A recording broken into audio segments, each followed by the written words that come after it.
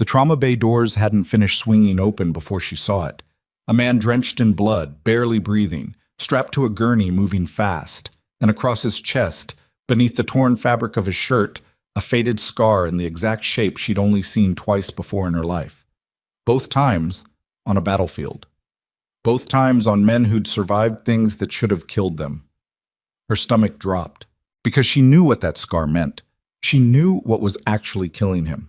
And she knew, with cold, absolute certainty, that the surgeon already walking toward that gurney was about to make the last mistake of this man's life. She had 40 seconds to stop it, maybe less. If this story already has you holding your breath, follow my channel and stay until the end. Hit like, drop a comment with the city you're watching from. I want to see exactly how far this story travels. The night had been quiet until it wasn't. Harlow County General Hospital sat on the western edge of Denton Falls, Wyoming, a mid-sized city that liked to think of itself as bigger than it was, the kind of place where the hospital board put the chief surgeon's photo on a banner outside the main entrance and considered that good community relations. The building was newer than it looked, a boxy concrete structure with automatic doors that stuck in cold weather and a trauma unit that handled, on a good month, maybe a dozen serious cases. Car wrecks, farm equipment, the occasional hunting accident. Tonight was not a good month. Nora Voss had been working the overnight trauma rotation for 11 hours by the time the radio crackled at 11:48 p.m. She was 36, lean in the way that came from never sitting down long enough to gain weight, with dark circles she'd stopped trying to conceal, and hands that didn't shake. Not anymore. She'd broken that habit somewhere around her second year in the Army, in a place she still didn't talk about in polite company. Now she was a nurse. Just a nurse, according to most people in this building. She'd let them think that. She was redressing a laceration on a 60-year-old rancher's forearm when the call came through.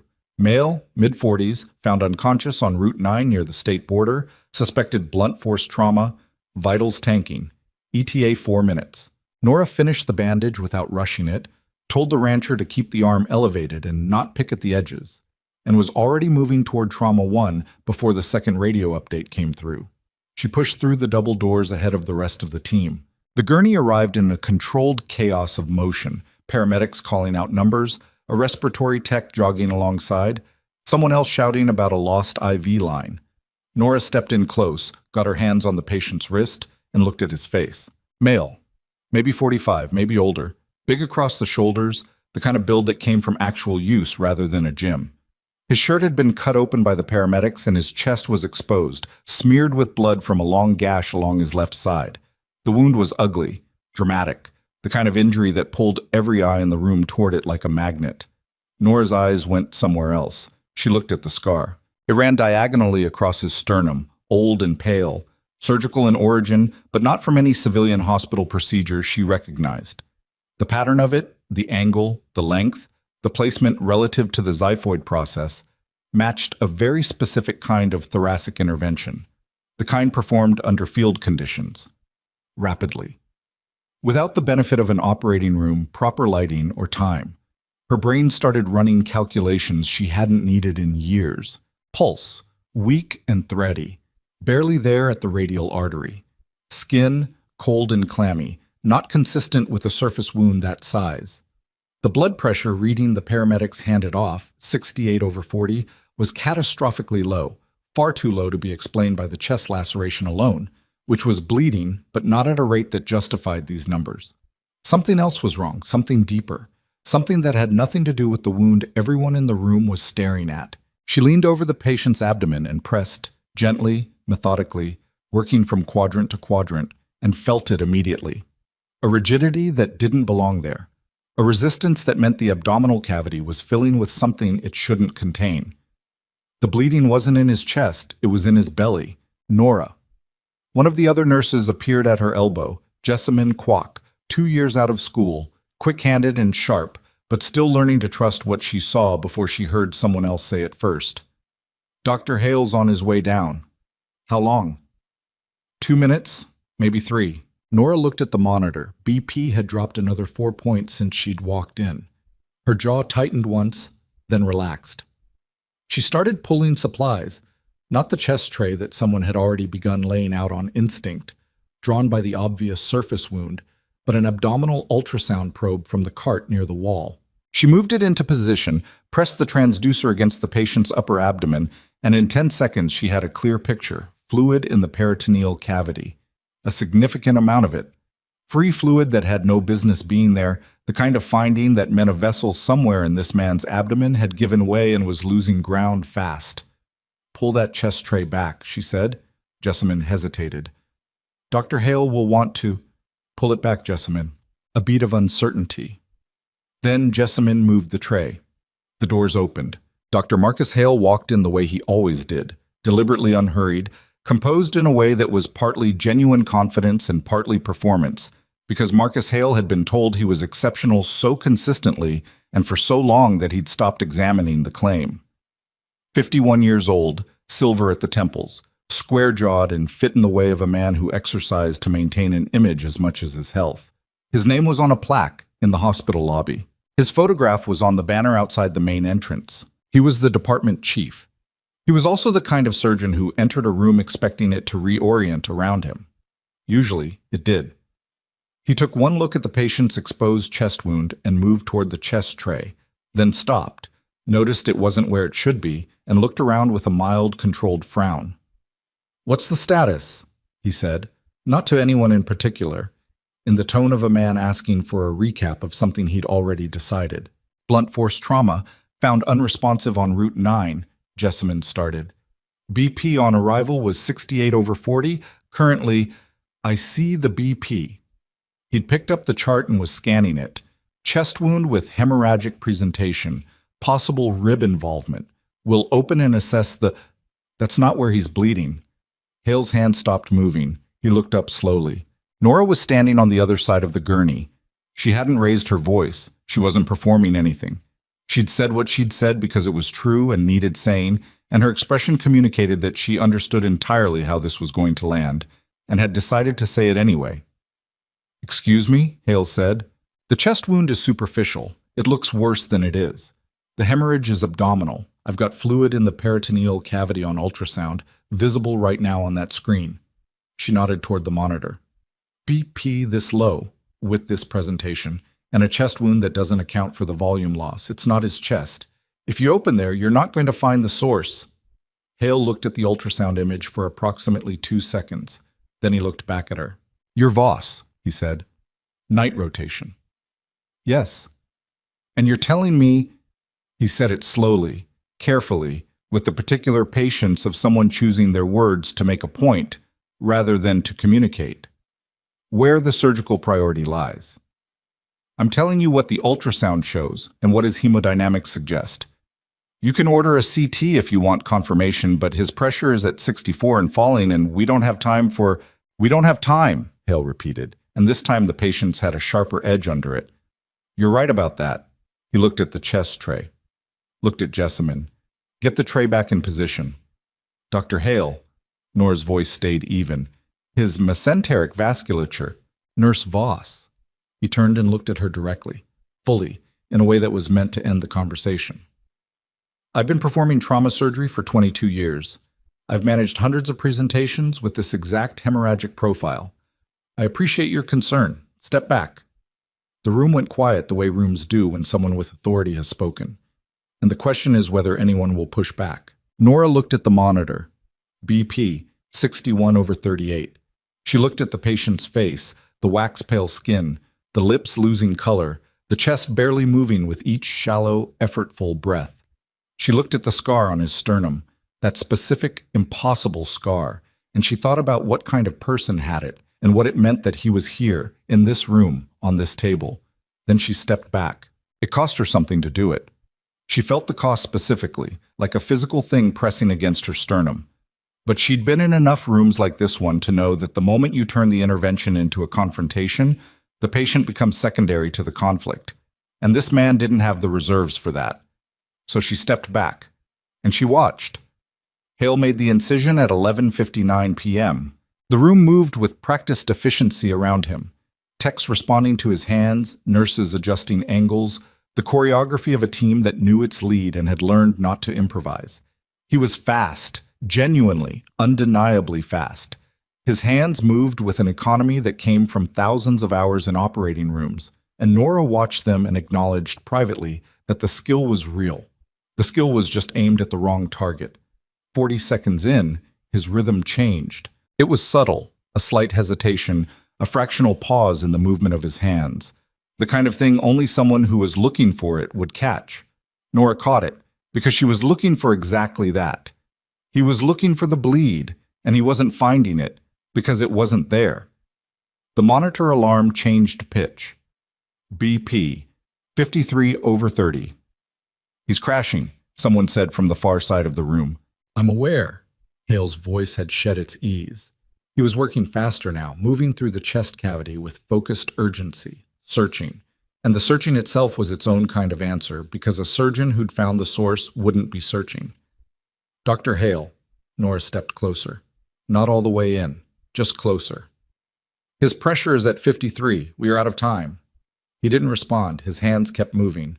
She watched for 10 more seconds. 10 seconds during which the patient's systolic pressure dropped to 48, during which the color in his fingernails went from pale to gray, during which the monitor's tone shifted from urgent to something closer to conclusive. Then the alarm changed again. A different pattern, a different rhythm, and Jessamyn's voice cut through the room. He's arresting. The half second that followed was the kind that Nora had experienced enough times to recognize. The moment when a room full of trained people all process the same information at the same instant, and the person in charge runs out of moves. Hale's hands stilled. She was already moving. She came around the gurney, positioned herself where Hale was, and said it quietly, close enough that it wasn't a broadcast, wasn't a spectacle. Get out of my way. Hale didn't move immediately. He looked at her face, at her hands, at whatever he saw in her expression that was different from what he'd seen 11 minutes ago, and something shifted behind his eyes. Not deference, not agreement. Something more like the involuntary response of a man who had spent 22 years being the authority in a room and had just encountered something that didn't recognize that authority as relevant. You cannot. He is dying. Move. He moved. She didn't think through what came next. She didn't narrate it to herself or plan it in steps. Her hands found positions that her nervous system had encoded years ago and never fully erased, and she worked, not with the smooth, controlled efficiency of an OR setting, but with the compressed, necessary speed of someone who had once performed interventions in the back of moving vehicles, in the dark, with inadequate equipment and no margin for error. She located the source in under a minute. The superior mesenteric artery.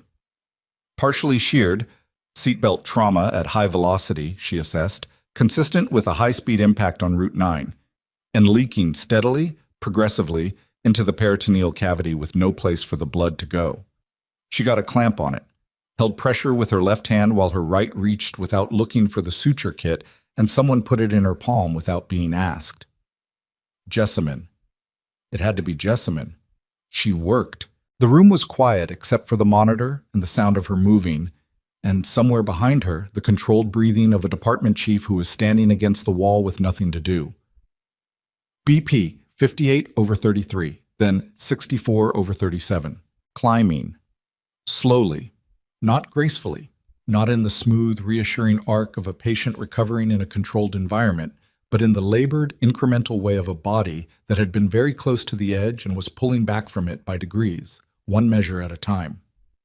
Keep climbing, Nora said, not to anyone in particular. It kept climbing. At 12:31 a.m., the patient was stable enough to move.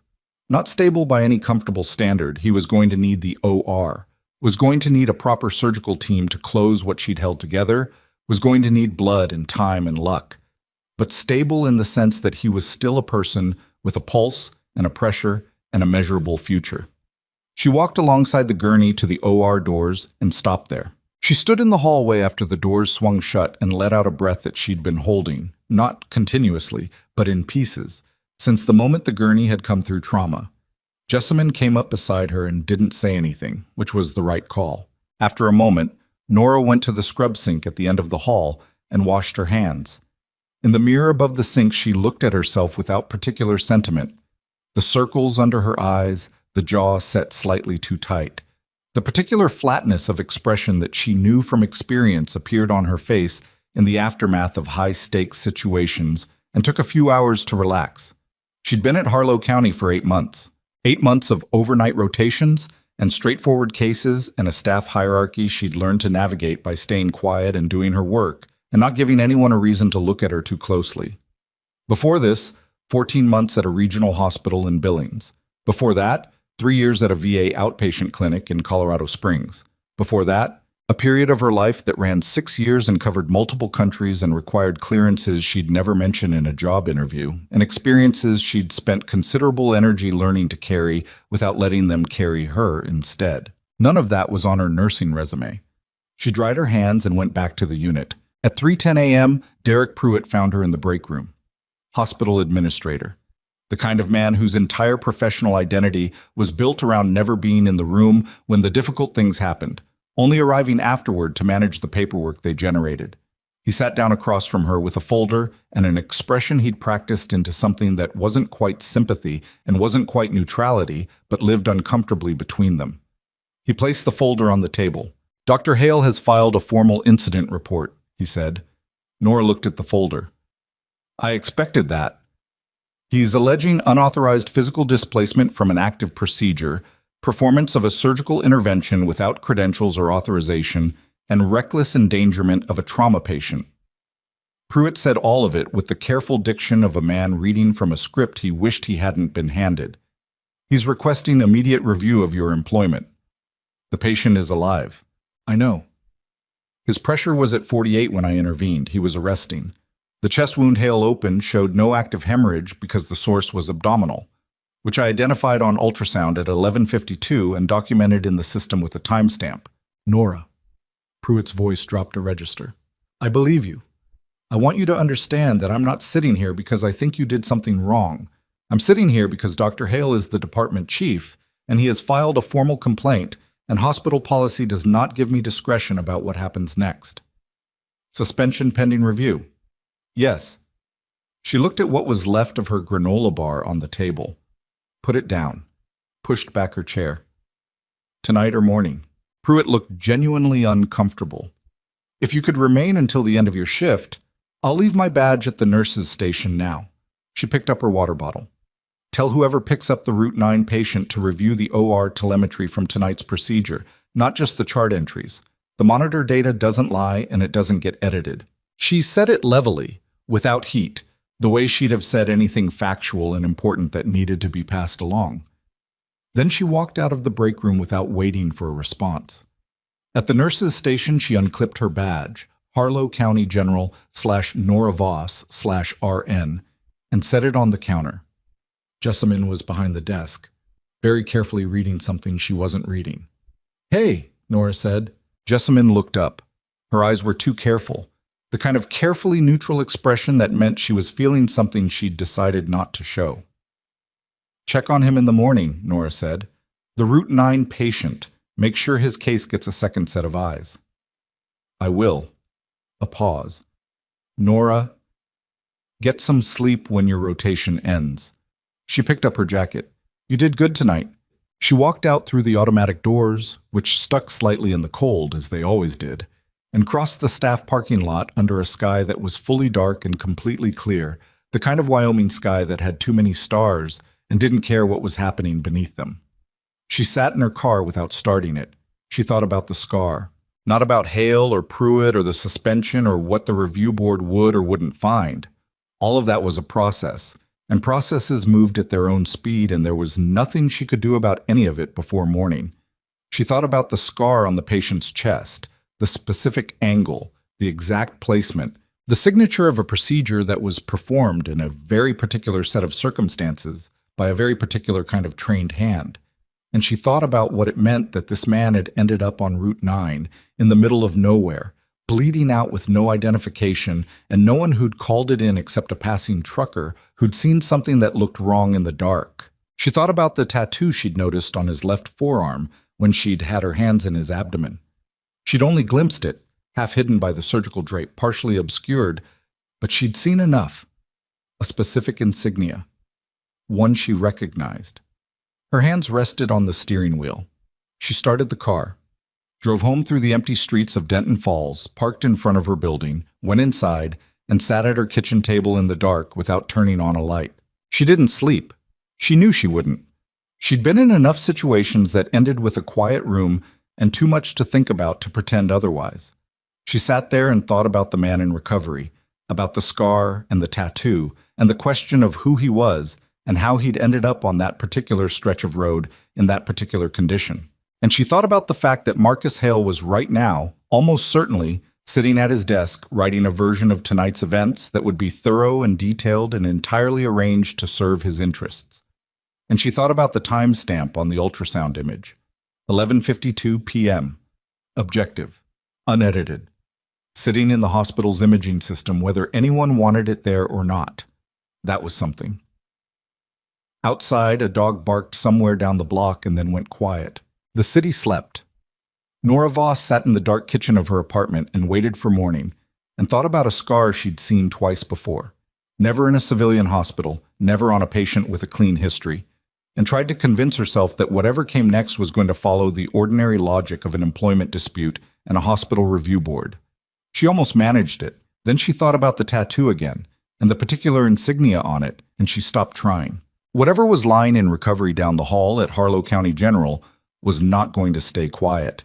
And the moment he woke up, if he woke up, and she had made certain he would, nothing about the next few days was going to be ordinary at all. She just didn't know yet how fast the ground was going to shift. The morning came gray and flat, the way Wyoming mornings did in late October when the season had made up its mind and wasn't interested in negotiating. Nora had been awake since 4.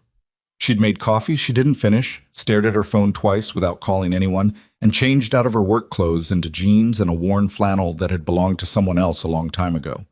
She sat at the kitchen table until the light outside shifted from black to the particular colorless gray of early morning, and then she got up, poured the cold coffee down the drain, and made fresh. She was on her second cup when her phone rang. She looked at the screen.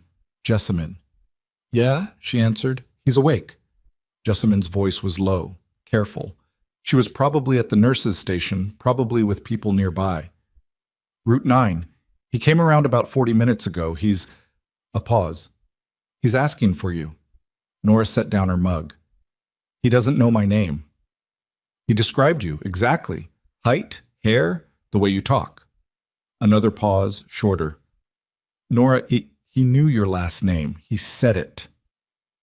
The kitchen was quiet for a moment. "I'm suspended," Nora said.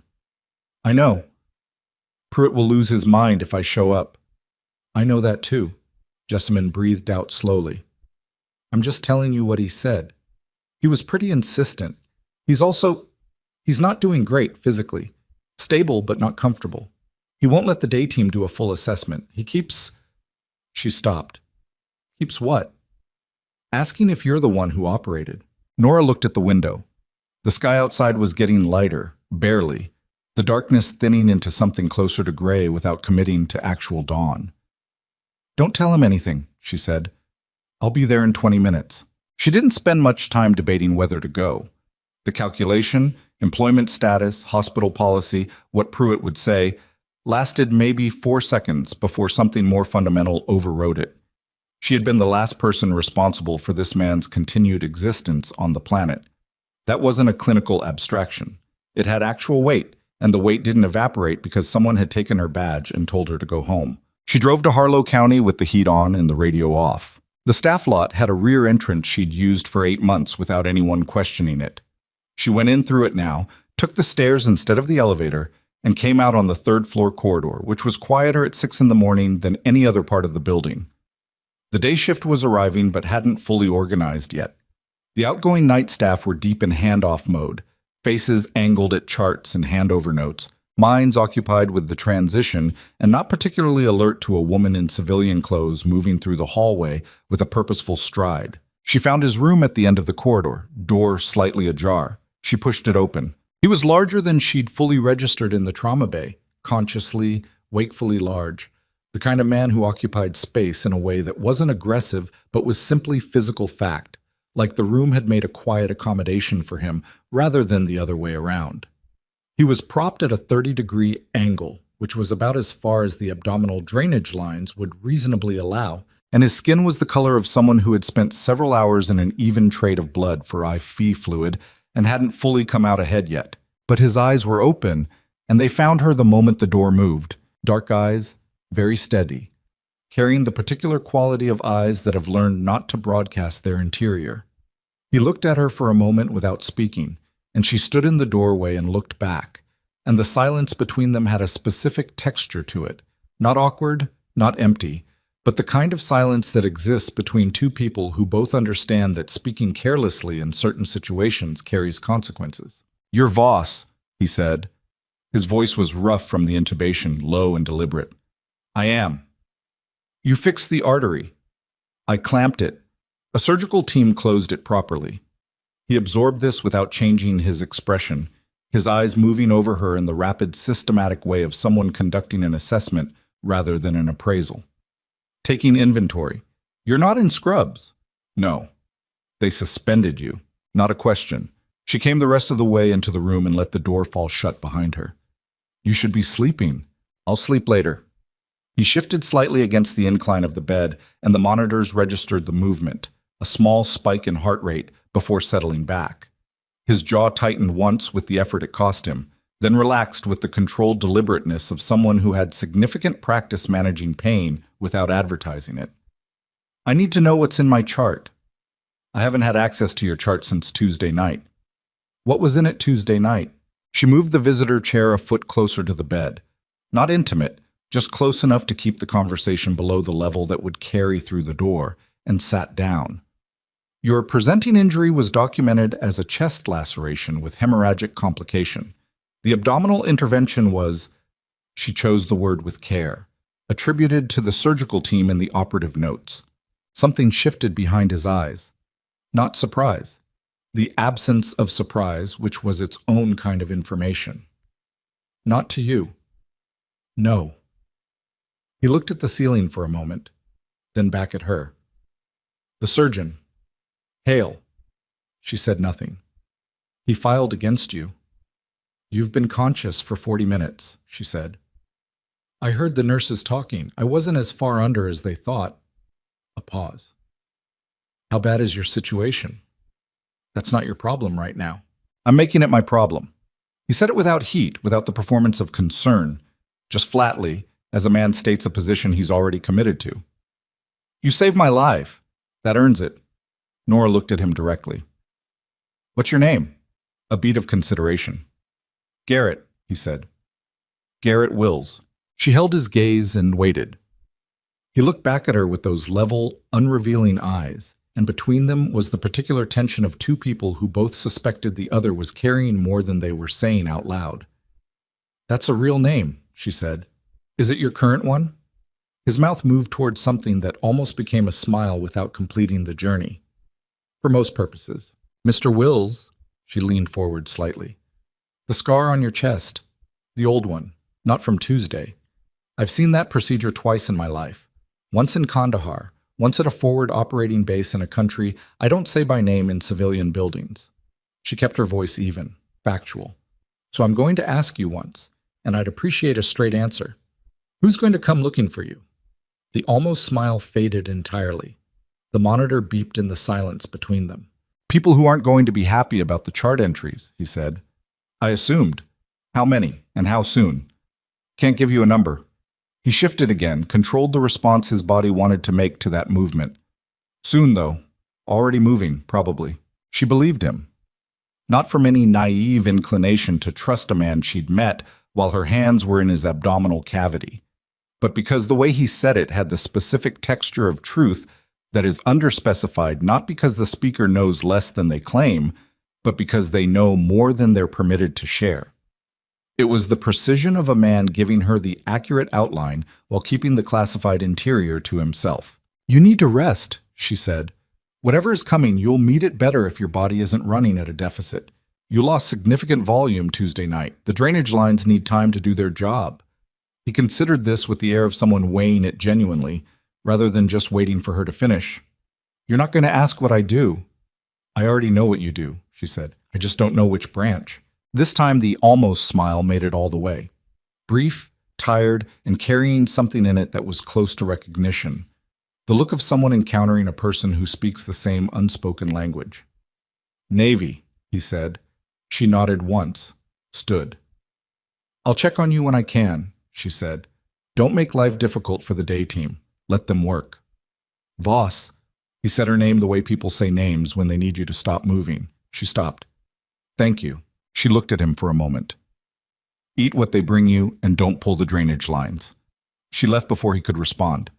In the hallway, she moved fast toward the stairwell and walked directly into Derek Pruitt, who was stepping off the elevator with a coffee cup and the expression of a man whose morning had just acquired a complication he hadn't budgeted for. They looked at each other. Nora, he said. Derek, you're suspended. I know. He glanced past her toward the room she'd come from, back to her face. He asked for you specifically? He did? Pruitt rubbed his free hand over his face. He was fundamentally a decent man, Nora had always thought. Decent in the way that made his job genuinely hard, because his job occasionally required him to do indecent things for institutional reasons, and he didn't have enough cynicism to make that comfortable. I can't have you in the building. If Hale finds out you were here, Hale won't be in until 9. I'll be gone in 90 seconds. She kept walking. The patient in 312, Wills, his chart needs review by someone other than Hale or Hale's team. I'd put that in writing if I were you. That's not really... Nora, I can't just unilaterally... In writing, Derek, time-stamped. She pushed through the stairwell door. Do it for yourself. She drove home in this gray morning and sat in her apartment and turned what Wills had said over in her mind. People who aren't going to be happy about the chart entries. Not people who will visit. Not people who will call. People who will have a specific reaction to a specific problem, which was the language of someone who knew precisely who was coming and had a clear picture of what they'd be looking for when they arrived. She opened her laptop. She wasn't sure what she expected to find.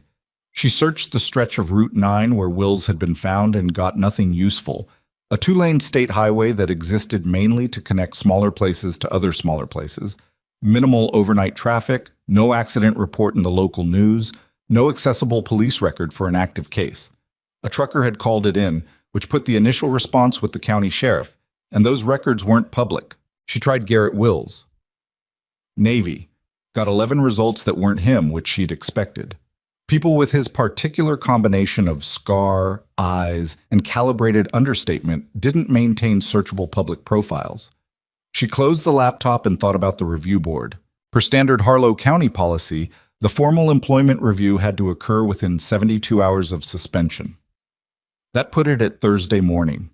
She'd be sitting across from a panel of administrators and, in all likelihood, a physician representative, which at this hospital, given the departmental structure, meant someone who existed in the same professional ecosystem as Marcus Hale and had career reasons to prefer outcomes that didn't embarrass the department. The ultrasound timestamp was her strongest card.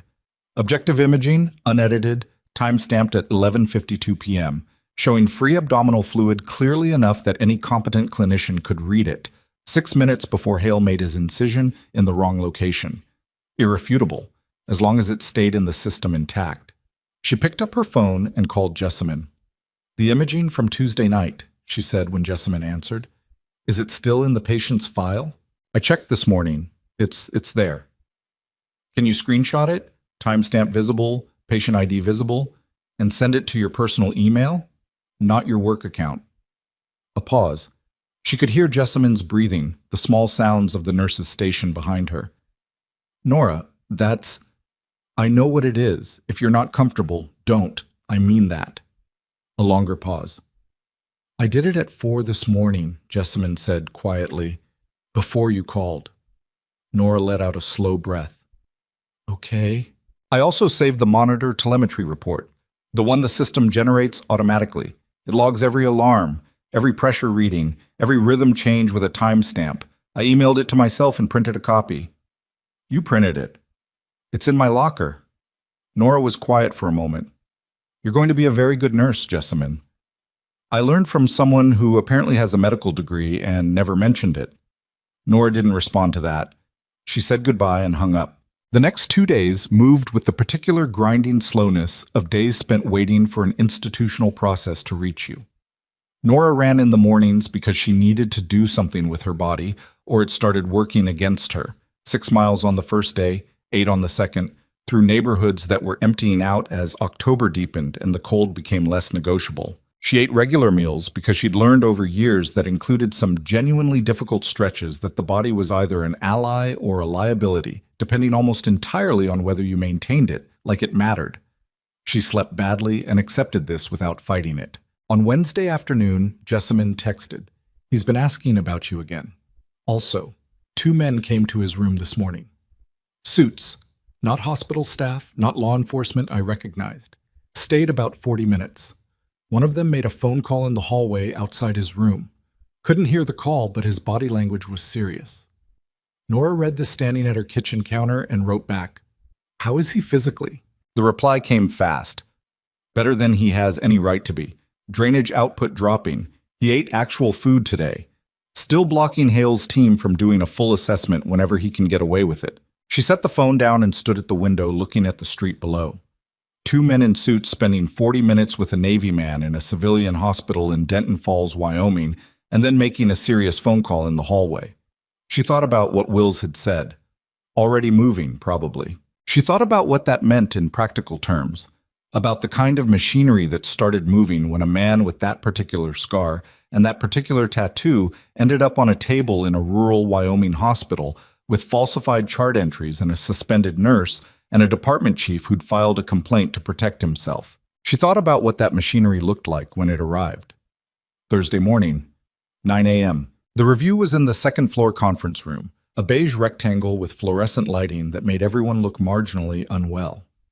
Nora arrived at 8:55 in dark slacks and a gray button-down.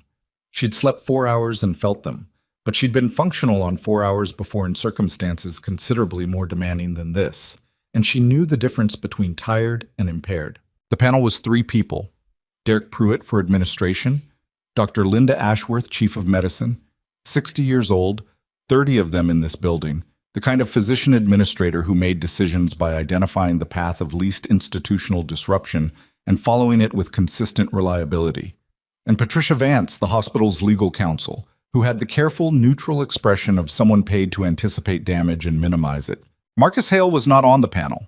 He was present anyway, seated against the left wall, outside the formal structure, in the established position of the complainant. He was in a suit. He had a folder organized in front of him with the neatness of a man who had spent time on this. He looked like someone who had decided in advance how this meeting ended. Pruitt opened the proceedings with administrative language: date, case number, nature of complaint, rights of all parties, scope of review. Nora sat straight, hands flat on the table, and listened without interrupting. Then Hale presented his case. He was good at it. She'd anticipated that he would be. 22 years of department politics, of managing a professional reputation in an environment where reputation was partly built on clinical results and partly on social capital, had given him a real fluency in this kind of room. He walked through Tuesday night with a confident, detailed narrative that was accurate in its individual facts and completely wrong in its architecture. He had responded to a trauma patient. He had assessed the injury and identified the appropriate intervention. At this juncture, his voice modulated into the register of a man reporting something that genuinely troubled him. Nurse Voss had become agitated, had challenged his clinical judgment without clinical basis, had physically displaced him from an active procedure, and had performed an unauthorized intervention that placed the patient at serious risk. He used the phrase unauthorized intervention 4 times. He used the word agitated 3 times. He was building a portrait, and he was building it deliberately. He had documentation, chart entries printed and organized into a clear, coherent narrative. The timeline he presented positioned his own decision-making as primary and correct, with Nora's actions as the complicating factor rather than the corrective one. It was thorough. It was organized. It bore a structural resemblance to what had actually happened in the same way that a deliberately constructed false account resembles the truth, sharing enough elements to feel plausible, differing in every place that mattered. Ashworth was taking notes. Vance's expression stayed neutral. Pruitt looked at the table. When Hale finished, Pruitt turned to her. "Ms. Voss, your response." She'd spent 2 days deciding how to do this. She'd discarded the versions that were too defensive, too focused on dismantling Hale's narrative point by point, too personal. She'd settled on something simpler. The abdominal ultrasound from Tuesday night at 11:52 p.m. is in the patient's imaging file, she said. I'd like it pulled up, if possible. Pruitt had a laptop. He navigated to the imaging system, located the file, and turned the screen so the panel could see it. That image shows free fluid in the peritoneal cavity, Nora said. Consistent with internal abdominal hemorrhage. It was documented at 11:52 p.m., 6 minutes before Dr. Hale made his incision. It was documented by me in Trauma 1 using the room's ultrasound equipment, and it is time-stamped in the hospital imaging system. She looked at the panel without looking at Hale. I reported this finding to Dr. Hale verbally before he proceeded. He proceeded anyway, with a thoracic approach. The patient's blood pressure at the time of incision was 64/38. By the time I intervened, it was 48/29, and the patient was in cardiac arrest. But nobody spoke. The room's monitoring data is also archived, she continued. Every blood pressure reading, every rhythm strip, every alarm trigger from that room on Tuesday night is time-stamped and stored automatically in the system. I'm requesting that it be reviewed alongside Dr. Hale's chart entries. The two records will not say the same things. Ashworth had stopped writing. Hale's expression had remained controlled until this point. Now something was working at the edges of it, not visible yet, but present in the way a hairline fracture is present in material that hasn't broken yet. The fluid presentation on that imaging was ambiguous, he said. My clinical read at the time, Dr. Ashworth. Nora looked directly at the chief of medicine. You've been reading abdominal imaging for 30 years. Is that presentation ambiguous? It was a risk. She knew it walking in. Addressing a panel member directly was outside the usual choreography of proceedings like this, and it could read as aggressive rather than confident. She took the risk anyway because the alternative was allowing Hale to establish a foothold in ambiguity that didn't exist. Ashworth looked at the screen. She looked at it for several seconds, with the unhurried attention of someone who was genuinely assessing rather than performing assessment. No, she said, it isn't. The room shifted, not loudly, not dramatically. The fluorescent lights kept humming, and the heating system kept running, and Patricia Vance's pen was still in her hand.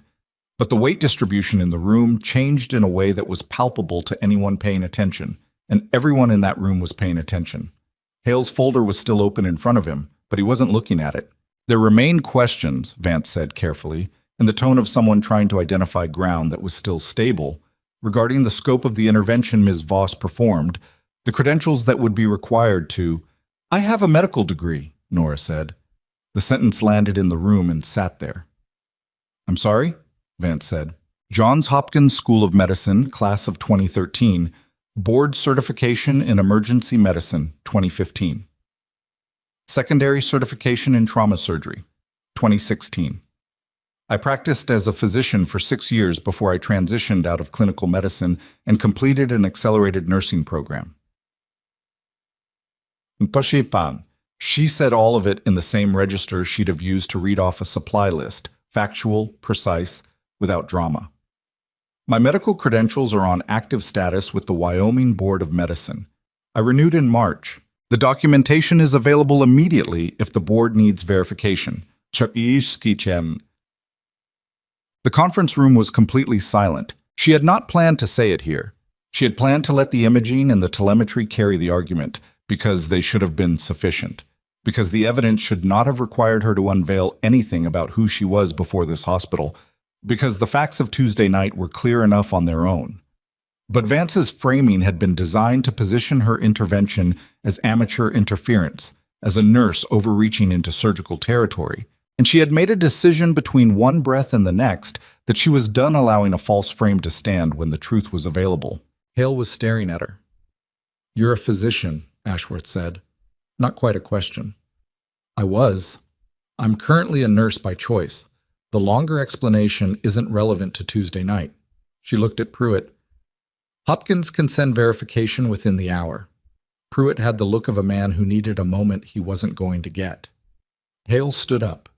The movement was sharp enough that Pruitt flinched slightly. She never disclosed this. No one in this building had any— I wasn't asked, Nora said. My nursing license is valid and current. I was hired as a nurse and I have worked as a nurse. My prior credentials were not relevant to my employment until Dr. Vance raised the question of whether I was qualified to recognize internal hemorrhage and intervene in an emergency.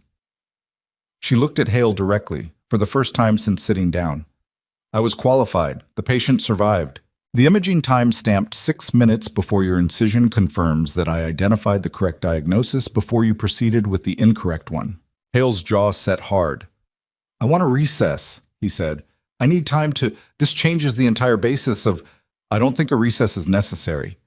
Ashworth's voice had changed register, still measured, still carrying institutional weight, but aimed in a different direction than it had been 20 minutes ago. I think we have sufficient information to continue. Hale looked at her, then at Vance, then at Pruitt, who was studying the surface of the conference table with the focused attention of a man who had decided the safest thing he could do was remove himself from everyone's line of sight.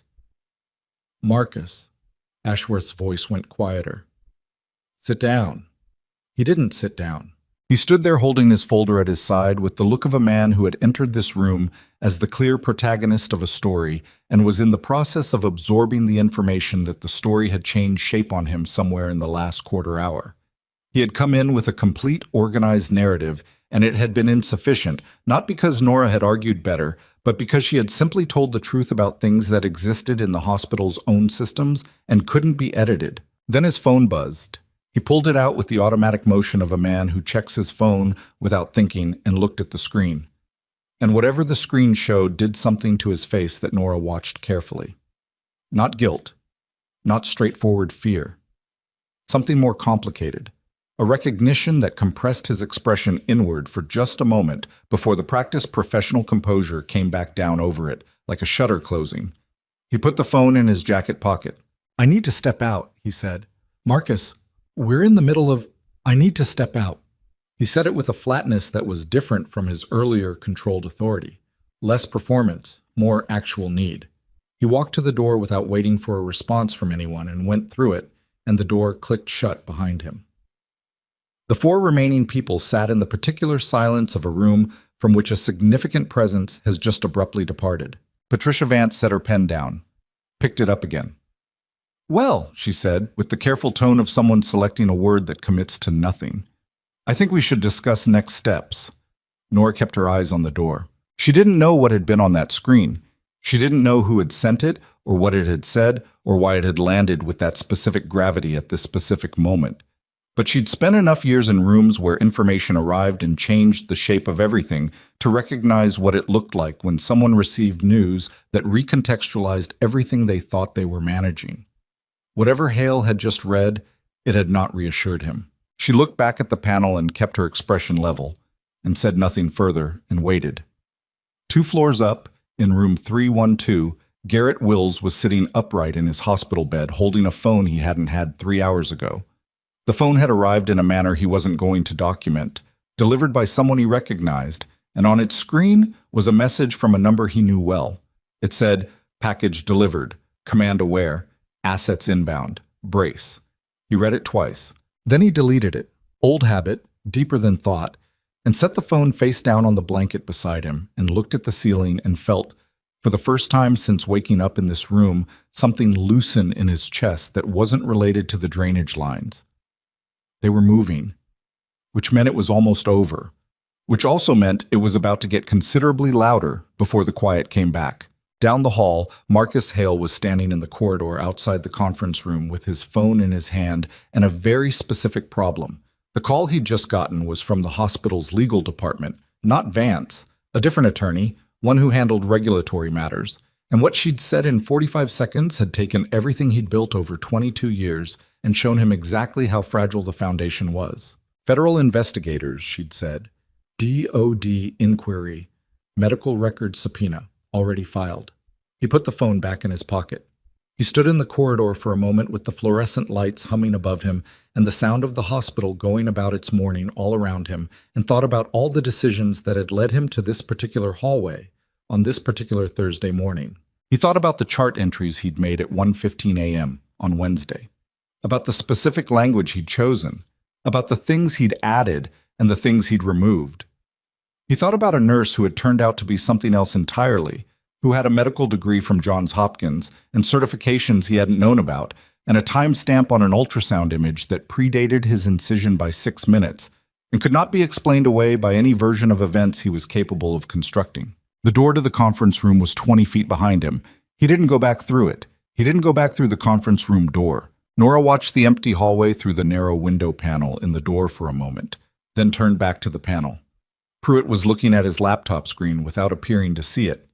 Ashworth had set down her pen and was sitting with her hands folded on the table in the posture of someone who had recalibrated and was waiting for the room to catch up.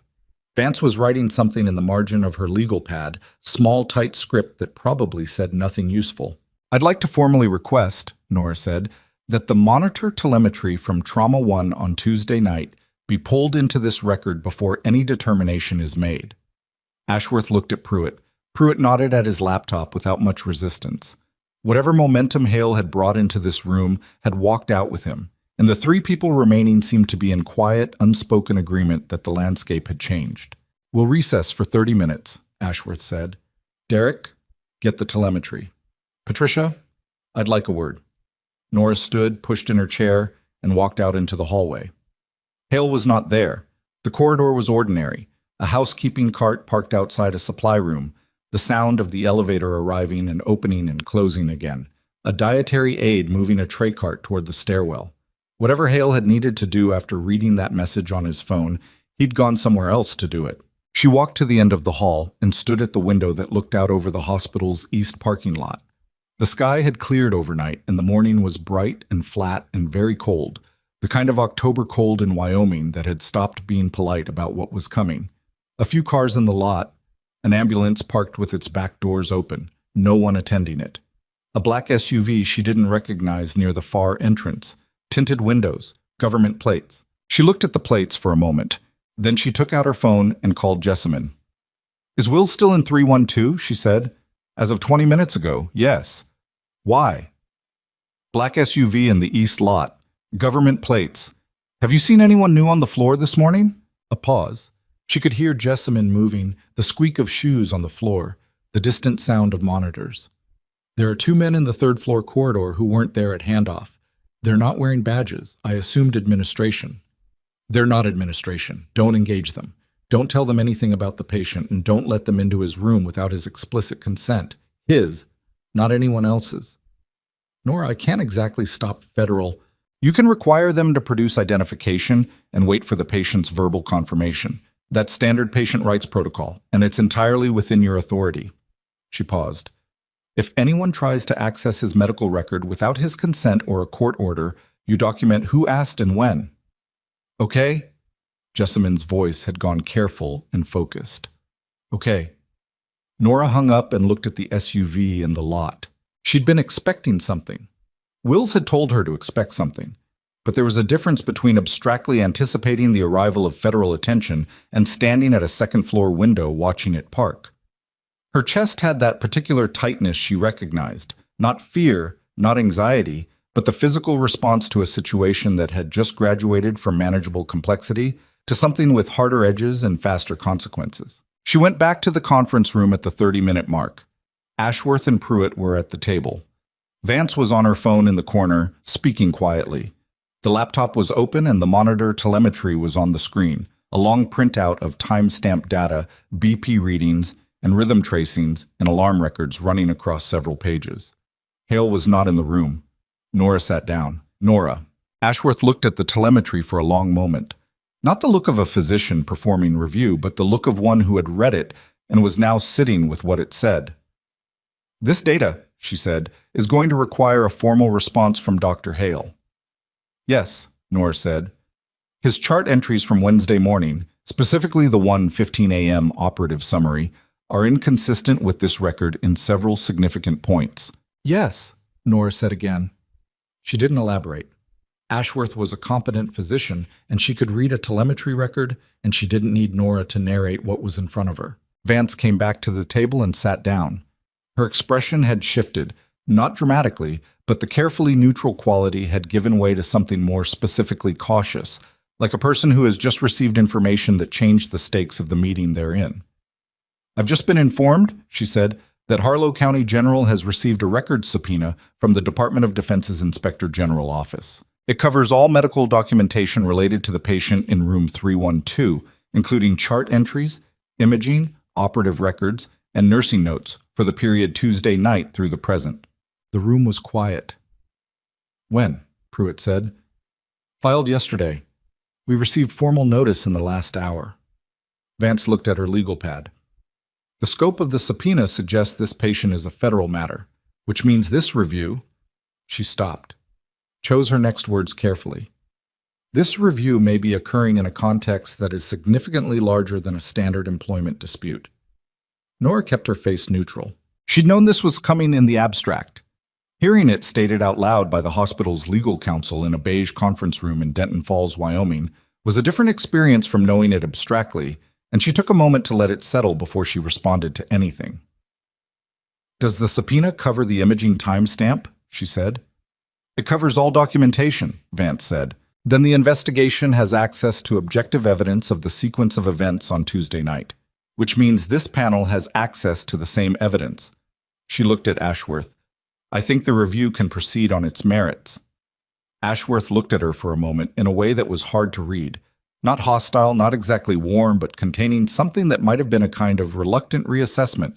We'll need to notify Dr. Hale that the hearing is continuing, she said. Pruitt tried Hale's extension. No answer. Tried his cell. No answer. They waited 12 minutes. Hale didn't return.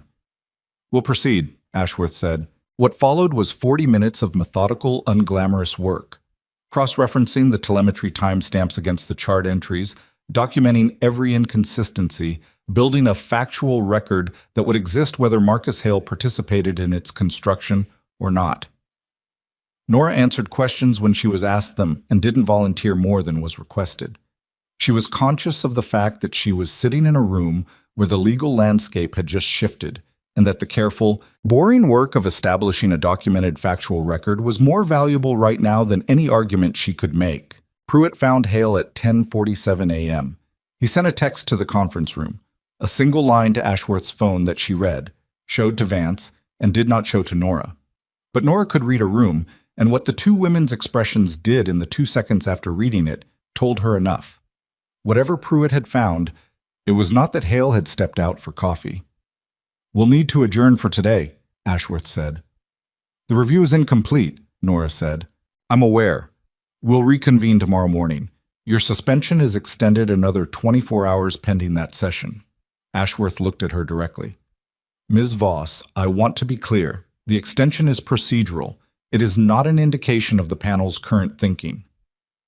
That was as much as she was going to say in this room with a lawyer present, and Nora understood that. She nodded, collected her folder, and stood. She was in the stairwell when her phone buzzed. Jessamine. She answered before the second vibration. He's gone, Jessamine said. Not panicked. Jessamine didn't panic, but tight and fast and focused. Wills, he's not in 312. Nora stopped on the landing. What do you mean he's not? His bed is empty. The drainage lines are on the floor. He removed them himself, which Jessamine's voice caught for a fraction of a second. Nora, he pulled his own drainage lines. There's blood on the floor tiles. Not a lot, but when? Sometime in the last hour. The last visual check was at 9:40. He was there at 9:40. The two men in the corridor, are they still there? They left at 10:15, all three of them. A pause. I think he went with them. Nora was already moving down the stairs. Voluntarily? Yes, I think so. There was no alarm, no call, nothing from his room. He just left. She pushed through the stairwell door at the ground level and moved toward the east exit. Is the black SUV still in the lot? A pause. She could hear Jessamine moving to a window. No, it's gone. Nora pushed through the east door into the cold and stood in the parking lot and looked at the empty space where the SUV had been. The asphalt was dry. No glass, no disturbance. Nothing to indicate anything other than a vehicle that had arrived and then left with its occupants. She stood there in the cold for a moment. A man with 2 removed abdominal drainage lines and a surgical wound less than 48 hours old had gotten into a government vehicle and gone somewhere. That was a medical problem. Removed drainage lines this early meant risk of fluid accumulation, risk of infection, risk of the wound environment becoming hostile in ways that would require intervention. He needed monitoring. He needed clean dressing changes and antibiotic coverage and someone checking his abdominal sounds every 4 hours. He knew all of that. He'd chosen to leave anyway, which meant wherever he was going, he'd judged it more important than his own recovery, or someone had judged it for him. She went back inside. She spent the rest of Thursday doing things that were concrete and within her control. She called Hopkins and requested expedited verification of her credentials, which would arrive by morning. She wrote a detailed timeline of Tuesday night's events in her own hand, specific and chronological, and emailed it to herself with a timestamp. She called the Wyoming State Board of Nursing and confirmed that no action had been initiated against her license. It hadn't, which meant Hale hadn't gone that route yet, or hadn't gotten there yet. Then she sat at her kitchen table and tried not to think about Garrett Wills pulling his own drainage lines in a hospital room and bleeding onto the floor tiles and walking out anyway, and mostly failed. She was almost asleep at 11 p.m. when her phone rang. Unknown number, Wyoming area code, but one she didn't recognize. She answered. "Dr. Voss?" A man's voice. Older, measured, with the particular economy of someone who had spent a career communicating in situations where precision mattered. "My name is Rear Admiral Thomas Carrick. I apologize for the hour. I need about 10 minutes of your time." She sat up. "I'm not a doctor," she said. "Technically. You hold an active medical license in the state of Wyoming and board certifications in emergency medicine and trauma surgery," Carrick said. "I'll call you whatever you prefer. Do you have 10 minutes? "Yes." Garrett Wills is in a secure medical facility approximately 90 miles from Denton Falls. He's being monitored. The drainage lines were... A brief pause. An improvised solution was applied. He's not comfortable, but he's not in immediate danger. Define not in immediate danger. His vitals are stable, he has IV access and antibiotic coverage, and someone with paramedic training checking on him every 2 hours. Another pause. "We are aware this is not ideal. It was a judgment call under time constraints." "What kind of time constraints require a man 46 hours post-abdominal surgery to remove his own drainage lines and leave a hospital? The kind I'm not able to fully detail on an unsecured line." His voice didn't change in register or rhythm. "What I can tell you is that the situation that put Garrett on that road on Tuesday night is not resolved, and his presence in a civilian hospital with an accessible public record created a vulnerability that we needed to close." Nora was standing now, at the window, looking at the empty street. "The chart entries," she said. "Hale's. The falsified chart entries? Yes." Something shifted in his tone. Not anger, not indignation, but the flat factual quality of a man stating what something is rather than what it feels like. They created a documented medical history for Garrett that is inaccurate in ways that matter to people who would have access to that record. Dr. Hale may not have understood what he was falsifying or why it was dangerous. That doesn't make it less dangerous. "Where is Hale?" A pause. "He is not reported to the hospital today. Beyond that, I don't have information I'm able to share." Nora processed this. "What do you need from me?" "Tomorrow morning at 9 a.m., you're going to walk back into that conference room for your employment review. You're going to present your credentials and your evidence, and you're going to let the process work." Carrick's voice was steady and entirely without drama. "We will be sending a representative to that meeting. You won't know who they are when they walk in. That's intentional." "What kind of representative?" "The kind that closes things," he said. "Dr. Voss, or Ms. Voss, whichever you prefer, what you did on Tuesday night mattered to us in ways that go beyond Garrett's survival. The documentation you created, the imaging timestamp, the insistence on the correct diagnosis, those things are part of a record that is now part of a larger investigation. You did your job. We're going to do ours." She looked at the street. "Is he going to be all right?" she said. "Wills?" A pause that was half a beat longer than his previous ones. "He's been through worse," Carrick said. "He'd probably want me to say he's fine." "Is he fine?" "Not entirely, but he will be."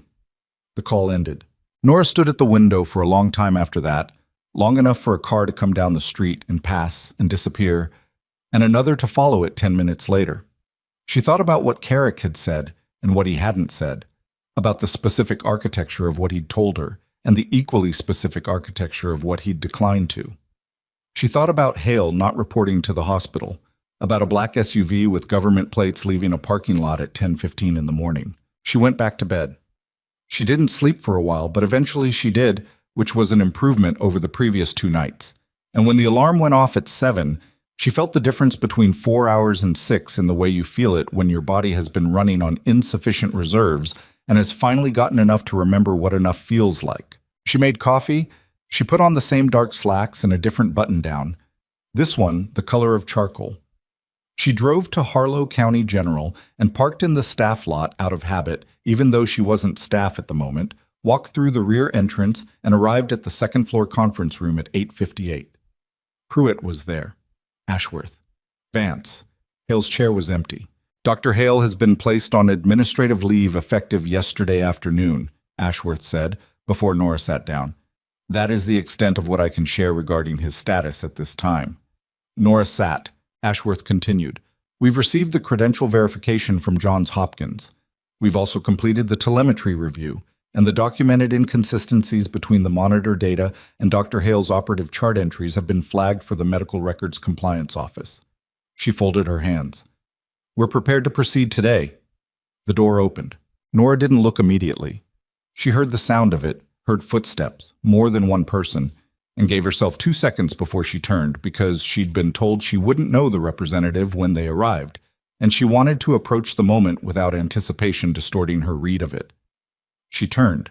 A man in navy dress uniform, the rank insignia of a rear admiral at his collar. Not Carrick, someone younger, mid-50s, with the specific bearing of a career officer for whom formal dress was a working environment and not an occasion. Behind him, 2 other figures. A woman in a dark suit with a federal investigator's identification already visible on a lanyard, and a man in civilian clothes who was carrying a hard-sided case and did not introduce himself. Pruitt had stood up involuntarily. Even Ashworth had straightened. The admiral placed a folder on the table. Didn't sit. I'm Rear Admiral Stephen Okafor Huquan, he said. I'm here in connection with the Department of Defense Inspector General's review of medical documentation related to a federal matter that intersects with this proceeding. I've spoken with Admiral Carrick's office and with the hospital's legal counsel last evening. He looked at Vance, who nodded, slightly, in the way of someone confirming information they've already been made aware of. We're not here to conduct this review. That remains the hospital's process.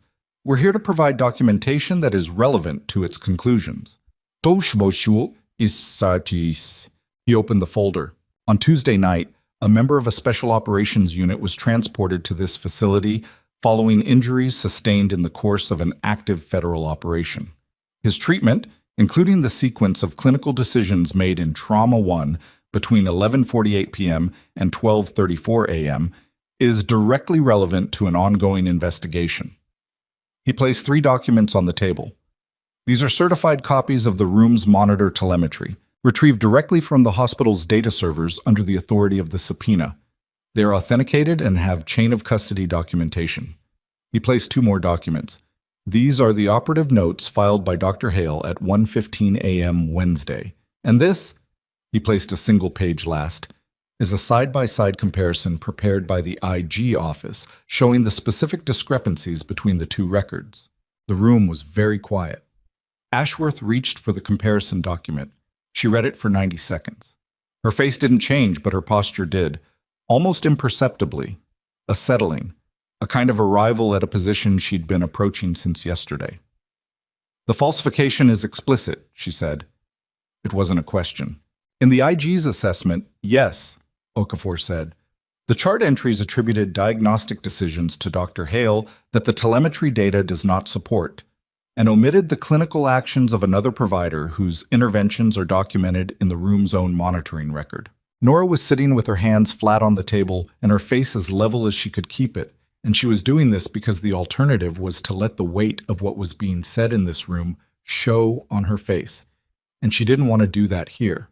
Not in front of these people, not in this process, not as the person whose professional life this proceeding was determining. She'd known what she had done on Tuesday night. She'd known it when she did it. Hearing it confirmed by a federal investigation and a rear admiral in dress uniform was not the same as knowing it.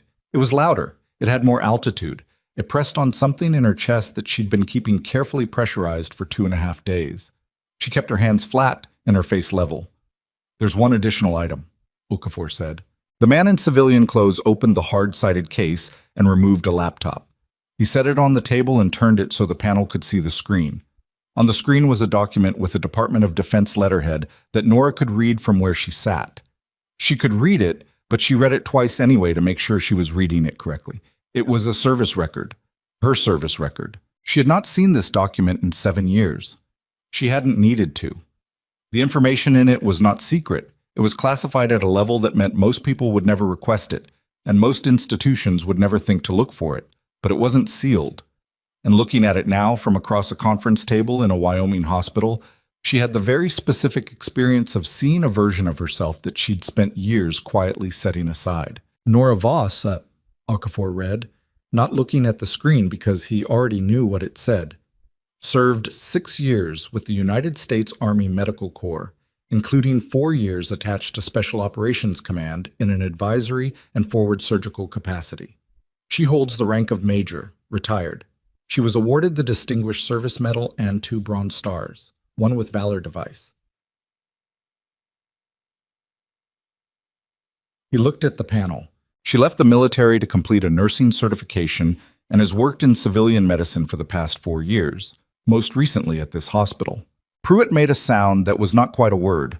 "The reason I'm providing this record," Okafor continued, "is not to complicate this proceeding. It's to establish context.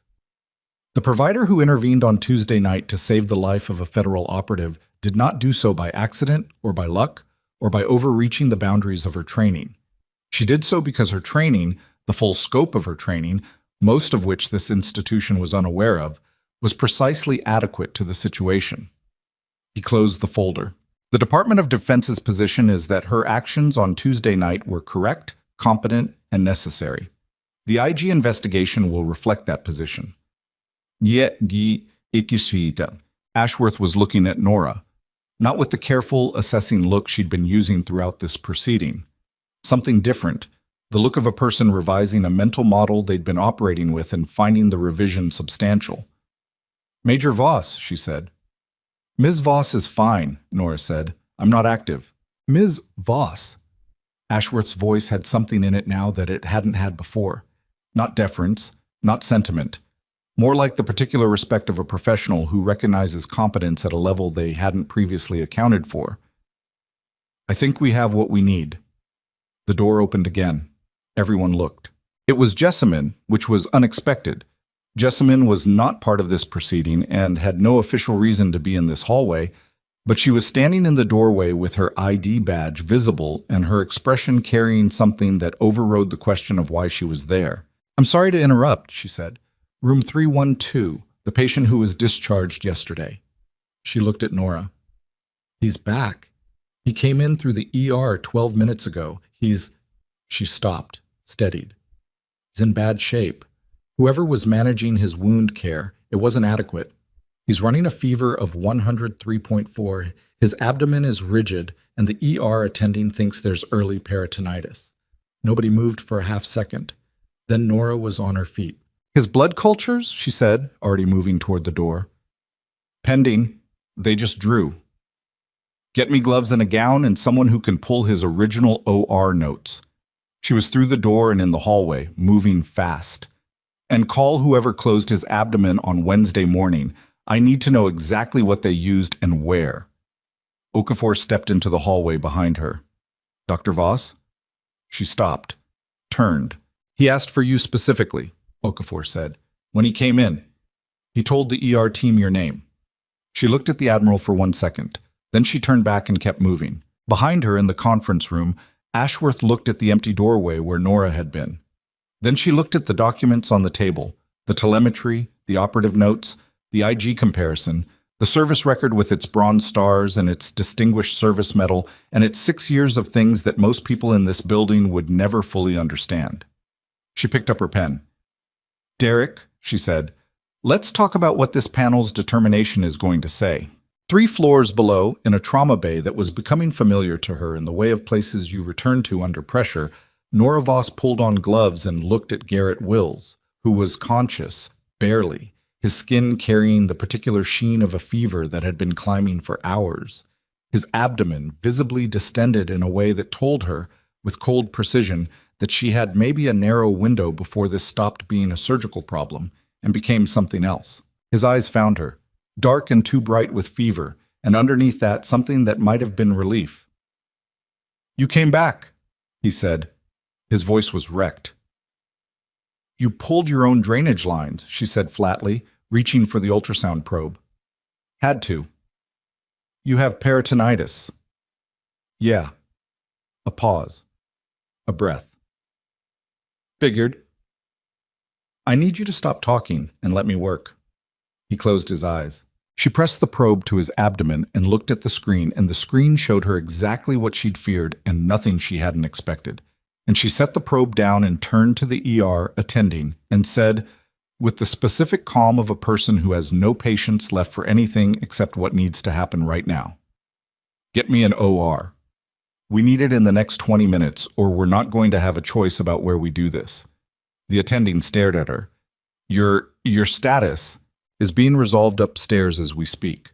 My credentials are documented and active, and I am telling you this patient needs a surgical intervention in the next 20 minutes. She held his gaze. "Call upstairs. Talk to Ashworth. Do it in the next 60 seconds, and then get me that OR." He reached for his phone. Nora looked back at Will's.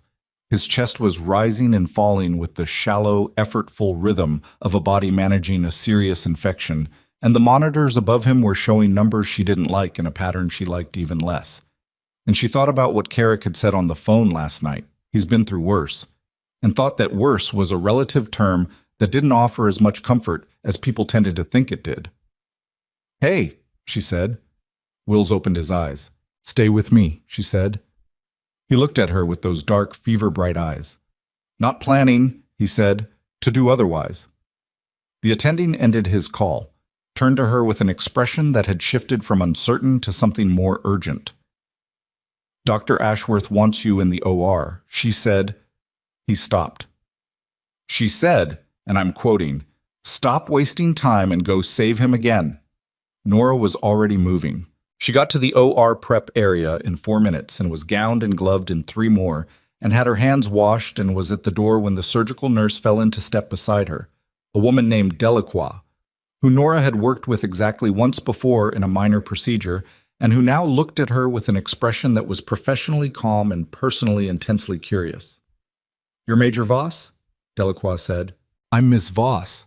She pushed through the OR door. "And I need you focused on me and not on whatever they told you upstairs." "Yes, ma'am," Delacroix said. And the ma'am came out with a reflex that didn't match a civilian context, and told Nora something about Delacroix's own history that she filed away and didn't comment on. The OR was ready. The anesthesiologist, Pham, a quiet man she'd passed in the hallways but never worked with, had his setup complete and looked up when she entered with the particular steadiness of someone who'd been briefed enough to know this was unusual and had decided to be useful rather than curious. "What are we looking at?" he said. "Peritonitis, postoperative, approximately 36 hours after initial abdominal repair. Source is likely the primary repair site. I need to assess for dehiscence and clean the cavity. Broad-spectrum antibiotics in now, if they're not already running." "Running since he hit the ER." "Good." She moved to the table. "Let's go." They brought Wills in 90 seconds later. He was conscious enough to know where he was. His eyes moved to her immediately when the OR doors opened, and he was wheeled through them, tracking her the way people track the one reliable fixed point in an uncertain environment.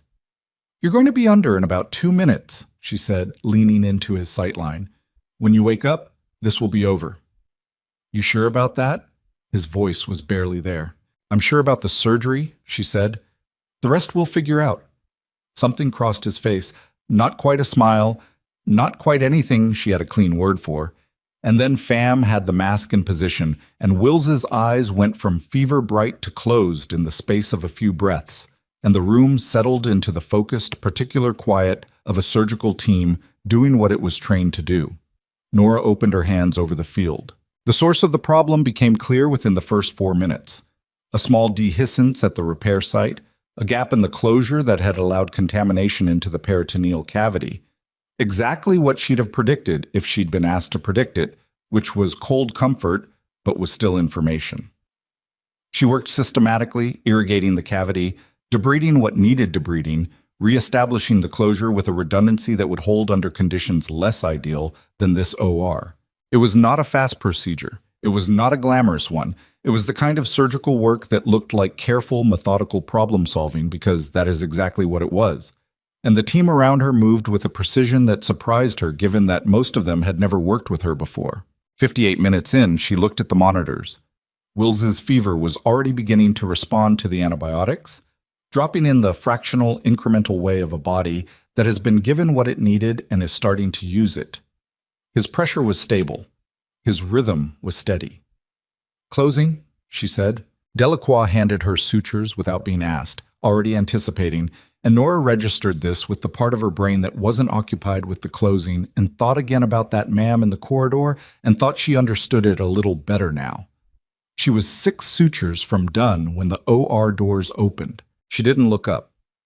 Nothing opened an OR door during an active procedure unless it was important enough to override the standard protocol that said OR doors did not open during active procedures. "Dr. Voss," a voice she didn't recognize. "I apologize for the interruption. I'm Special Agent Dana Corda, DOD Inspector General. I need to inform you that Marcus Hale has been located." Nora placed the 6th suture. "I'm finishing a closure." "Of course. I wanted you to know he attempted to access and delete the hospital's imaging records remotely this morning, using his administrator credentials. The deletion was intercepted by our forensic team, which had the hospital's servers under monitoring since yesterday." A pause. "He's been taken into custody." Nora placed the 7th suture. "He'll face federal charges for tampering with medical records that are material to a DOD investigation," Corta continued. "The state medical board has been notified. His hospital privileges are suspended effective immediately pending the outcome." 8th suture. 9th. "Miss Voss," Corta's voice was quieter. "We have everything we need. The case against him is complete." Nora tied off the final suture and straightened and looked at the monitors one more time. Stable, stable, stable, everything that should be doing what it should be doing, and then she looked at the woman in the doorway. "Thank you," she said. "Please close the door on your way out." Court looked at her for a moment. Then she nodded and closed the door.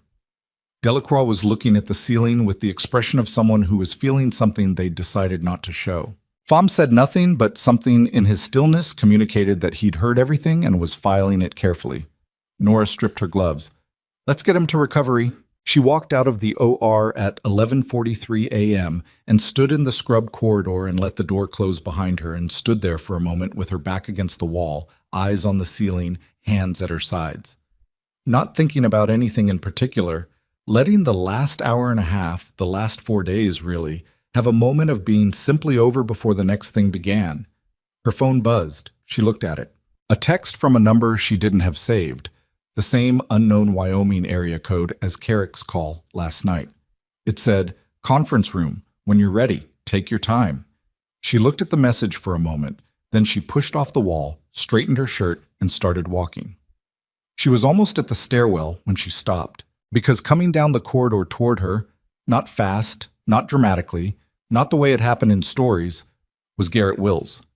Still in his hospital gown, IV pole beside him, moving with the careful deliberateness of a man who had been anesthetized less than 2 hours ago and whose body had opinions about what he was currently doing, supported on one side by a Navy officer in dress uniform she didn't recognize, and on the other by nobody. Because apparently Garrett Wills had decided that the other side was his own responsibility.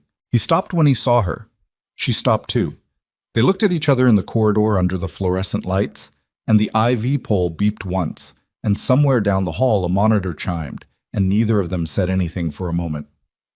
"You're supposed to be in recovery," she said. "I know." He wasn't apologizing. His voice was still wrecked, but clearer than it had been in the ER. "I needed to—" He stopped. Something crossed his face that was not what she expected from a man with his particular economy of expression. "I needed to be upright when I said this." She waited. He looked at her with those dark, steady eyes that had found her every time she'd walked into a room, across a trauma bay, across an OR, across a corridor, As though her location was a variable his internal system updated automatically. "Whatever happens in that conference room," he said, "I want you to know that I will personally ensure that every person responsible for what happened to you this week, all of it, the suspension, the false report, all of it, faces every consequence that exists for it." He said it with the same flat precision he used for everything, which somehow made it more rather than less. "That's not a gesture, that's a commitment." Nora looked at him. She thought about what the right response was. She thought about professionalism and about boundaries, and about the fact that she was a civilian nurse with a medical degree standing in a hospital corridor talking to a man who had classified tattoos and a Navy scar and had just come out of her second surgery in 4 days and was standing upright against what had to be every reasonable protest from his own body because he decided it was necessary to be standing when he said this. "Go back to recovery," she said. He held her gaze for another moment. "Yes, ma'am," he said, and turned, and the officer beside him steadied the IV pole, and they moved slowly back down the corridor. Nora watched them go. Then she turned toward the stairwell, and on the second floor, in a beige conference room under fluorescent lights, Rear Admiral Thomas Carrick was sitting at the table with a folder open in front of him and 3 documents laid out in a row, documents that contained, between them, the complete, irrefutable account of everything that had happened in this building since Tuesday night, waiting for a woman who had saved a man's life twice and been punished for it once, and was about to find out whether the process she'd been asked to trust had been worth trusting. He checked his watch. He was not worried about whether she'd come. He'd read her file.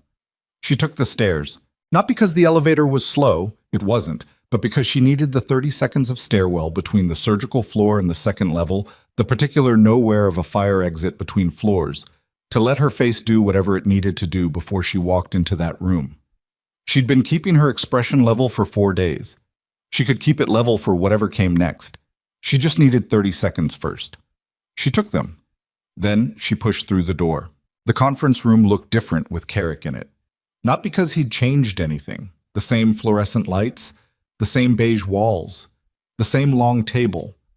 But because he had the quality of certain people who alter the character of a space simply by occupying it. He was in his 60s, lean without being spare, with gray at his temples, and the kind of posture that didn't require effort because it had been structural for so long it was simply how he was built. He stood when she came in, which she hadn't expected, and gestured to the chair across from him, which she took. Ashworth was there. Pruitt, looking like a man who had aged several years since Monday. Vance, who had been on the phone constantly since the morning and looked it. Special Agent Corda had returned and was seated to Carrick's left with a tablet and a closed expression. The Navy officer who'd been with Wills in the corridor was there too, introduced as Commander Reese, who handled, apparently, administrative matters for Carrick's office, which was a description so vague it explained nothing, and probably meant a great deal. The folder in front of Carrick was thicker than the one Okafor had brought that morning. "Ms. Voss," Carrick said, "thank you for coming up directly." "You said take my time," she said. "I didn't." Something moved at the corner of his mouth. "No, you didn't." He opened the folder. "I want to walk through what we have and what happens next. And I want to do it with this panel present because what's documented here intersects directly with the hospital's employment proceeding, and I think it serves everyone to have that conversation in one room." Ashworth nodded. Pruitt had a legal pad. Vance had closed her phone and was paying attention with the full, specific focus of someone who has decided that this is the conversation that matters. Marcus Hale, Carrick said, attempted to delete 6 files from Harlow County General's imaging and records server at 9:14 this morning.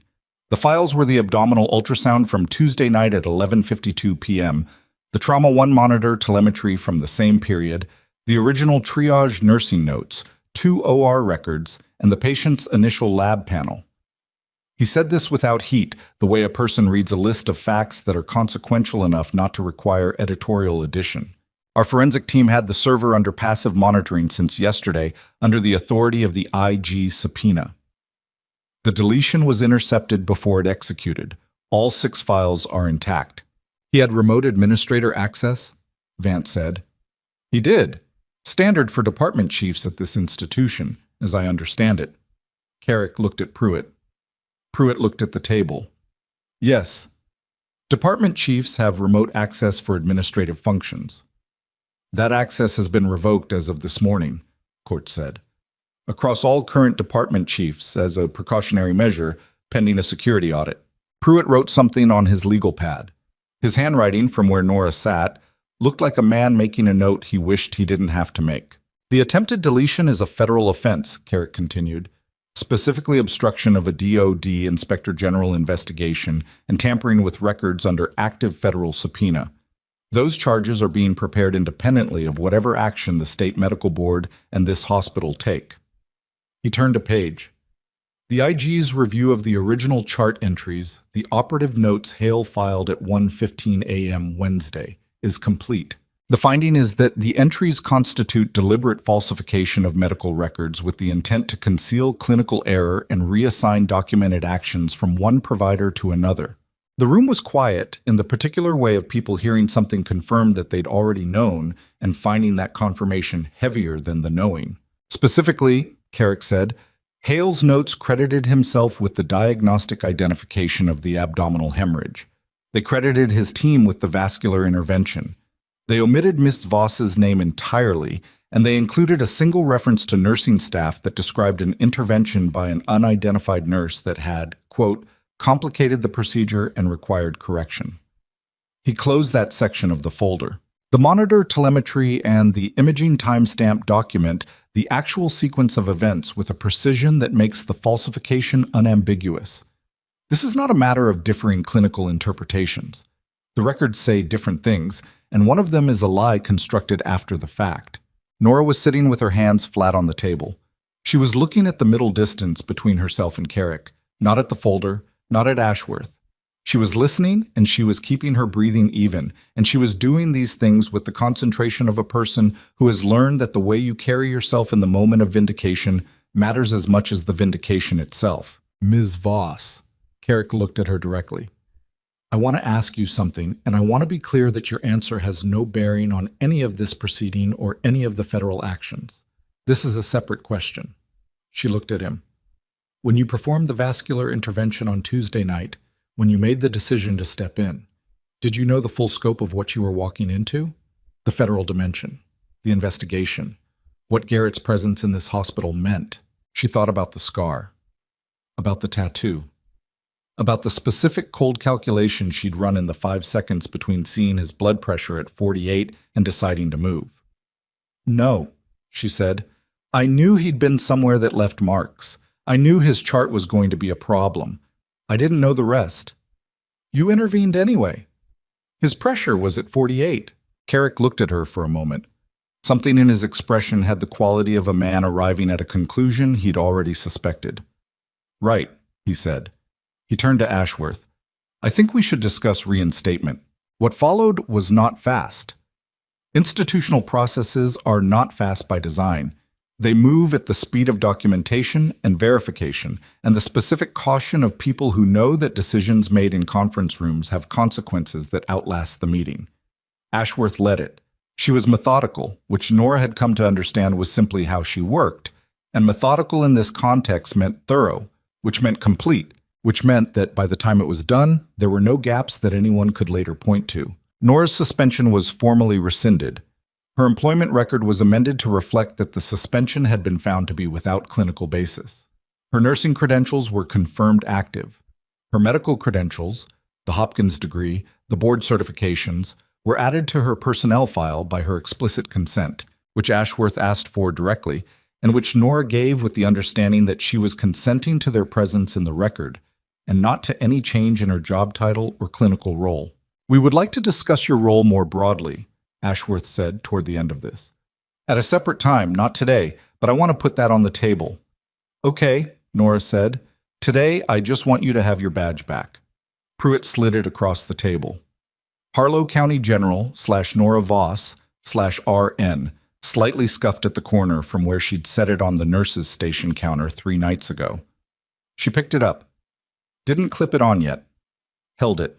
Thank you, she said to the room generally, and meant it without making it more than it was. Carrick stayed after the others filed out, Ashworth with her folder, Pruitt with his legal pad, Vance already on her phone again in the hallway. Corta left with Commander Reese. The conference room went from crowded to just the two of them, which felt like a gear change. "Hale," she said, "walk me through what happens. Federal charges first. Obstruction and records tampering are the clearest, because we have the server logs and the attempted deletion is documented precisely. Those carry significant weight independent of anything else." Carrick closed the folder. The State Medical Board has been notified and has opened its own investigation into the original chart falsification and into the clinical decision-making on Tuesday night. They'll move at their own speed, which is slower than federal prosecution. His hospital privileges are gone as of this morning, which you know. His malpractice insurer has been notified. Standard protocol when a physician faces federal charges. That notification alone will trigger their own review. His license. The board will suspend it pending their investigation. Whether it's reinstated after depends on their findings, but given the documented record, Carrick paused. It's unlikely to be a straightforward process for him. If the federal charges result in conviction, the board's path is clear. She thought about Tuesday night, about the incision Hale had made in the wrong place while the monitor screamed and Wills's blood pressure fell. She thought about the chart entries he'd filed at 1:15 a.m., with her name removed and his own positioned at the center of a story that hadn't happened. She didn't feel satisfaction exactly. She felt the specific, complicated weight of a situation arriving at its correct conclusion after having been wrong for several days, which was not the same thing as feeling good. "There's something else," Carrick said. She looked at him. "The board is going to receive, as part of the IG investigation's findings, a full accounting of Hale's clinical record at this hospital for the past 3 years. Not just Tuesday night." He said this carefully, the way you say things that have implications beyond the sentence itself. The IG review found, as a secondary finding, related to the question of whether the falsification of Garrett's records was an isolated incident or a pattern, that there are 11 other cases in the past 36 months where Hale's chart entries show inconsistencies with the room monitoring data. The chair under Nora became more present somehow. She was aware of sitting. 11, she said. 11 documented. The review is ongoing. Carrick's voice was even. Most of them appear to involve credit reassignment, documenting his own clinical decisions as primary when the monitoring record suggests the intervention sequence was different. In 2 cases, there are discrepancies significant enough that the IG has referred them for separate review related to patient outcomes. She sat with this. 11 cases. 36 months. A department chief at a regional hospital in a mid-sized Wyoming city, systematically adjusting the written record of what happened in his OR to position himself at the center of events that hadn't always gone the way the chart said they went. She thought about the nurses who had worked those cases, about the residents, if there had been residents, about the other providers whose names might have been absent from records that should have included them. Were there adverse outcomes, she said? In the 2 referred cases, yes. Carrick's face didn't change. The review will determine the extent to which the falsified records interfered with subsequent care. She looked at the table. This was the part that didn't feel like vindication at all. This was the part that felt like a different kind of weight. The particular heaviness of understanding that a problem you'd encountered was not a problem that started with you, that it had been running longer and deeper, and had touched other people in ways that were still being counted. "Okay," she said finally. It was not an adequate response to the information, and she knew it. It was the only word available. Carrick stood. "I'll be in Denton Falls through the weekend. If you have questions, anything, clinical, procedural, about the federal process, you have my number." "How's Wills?" she said. "Stable. Annoyed at the IV." Carrick allowed himself a small, dry expression. "He's going to be fine. It'll take time, but he's going to be fine." He shouldn't have left the hospital yesterday. "No," Carrick agreed. "He shouldn't have. That's a conversation he and I are also going to have." He left. Nora sat alone in this conference room for 3 minutes and 30 seconds. She knew because she watched the clock on the wall, not for any particular reason, just because it was there and gave her eyes somewhere to be. Then she stood up, clipped her badge onto her shirt, and walked out. The 3rd-floor corridor was ordinary. Monitors beeping at their regular intervals, a dietary cart parked outside a room. Jessamine at the nurse's station with her head down over a chart, and her shoulders carrying the specific tension of someone who had been running on adrenaline and focus for 4 days and was only now beginning to register that the ground had changed. She looked up when Nora came through the door. She looked at the badge. She didn't say anything. She didn't need to. Her face did everything. Relief and something fiercer underneath it, something that had been waiting for this specific outcome with more investment than she'd probably admitted to herself. And the combination of those things made her look, for a moment, very young and very certain at the same time. "You're back," Jessamine said. "I'm back." Nora looked at the station. "What have we got?" They had a full floor. They had a 72-year-old post-op hip replacement in 308 who'd had a difficult night and needed reassessment. They had a teenager in 315 with a complicated appendectomy recovery, and parents who were handling the anxiety by asking the same questions repeatedly and needed someone to answer them with enough patience that they could actually hear the answers. They had 3 other patients with variously complicated situations, and they had the ordinary, specific texture of a hospital floor going about its work, which Nora stepped back into with the focused attention of someone for whom this work was not a backdrop, but the actual thing. She spent the rest of the morning being a nurse, not a former Army major, not a Johns Hopkins physician, not the subject of a federal investigation or an employment review or a 4-day institutional crisis.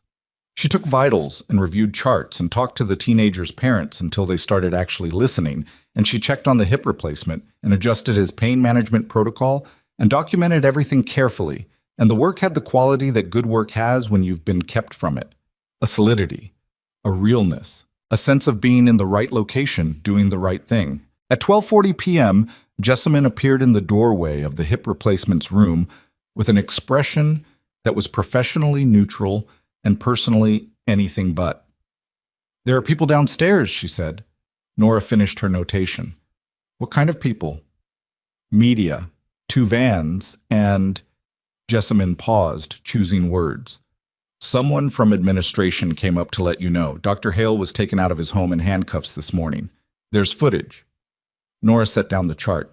She had known this was coming in the abstract, the same way she'd known all of it was coming in the abstract, and the abstract had not fully prepared her for the specific. Hale in handcuffs, footage of it. Media vans outside the hospital where his name was still on the banner over the entrance, or had been. She didn't know if they'd taken it down yet. "Anyone asking for comment from me?" she said. "The hospital communications office wants to know your preference." "My preference is no comment." She picked the chart back up. "Pass that along."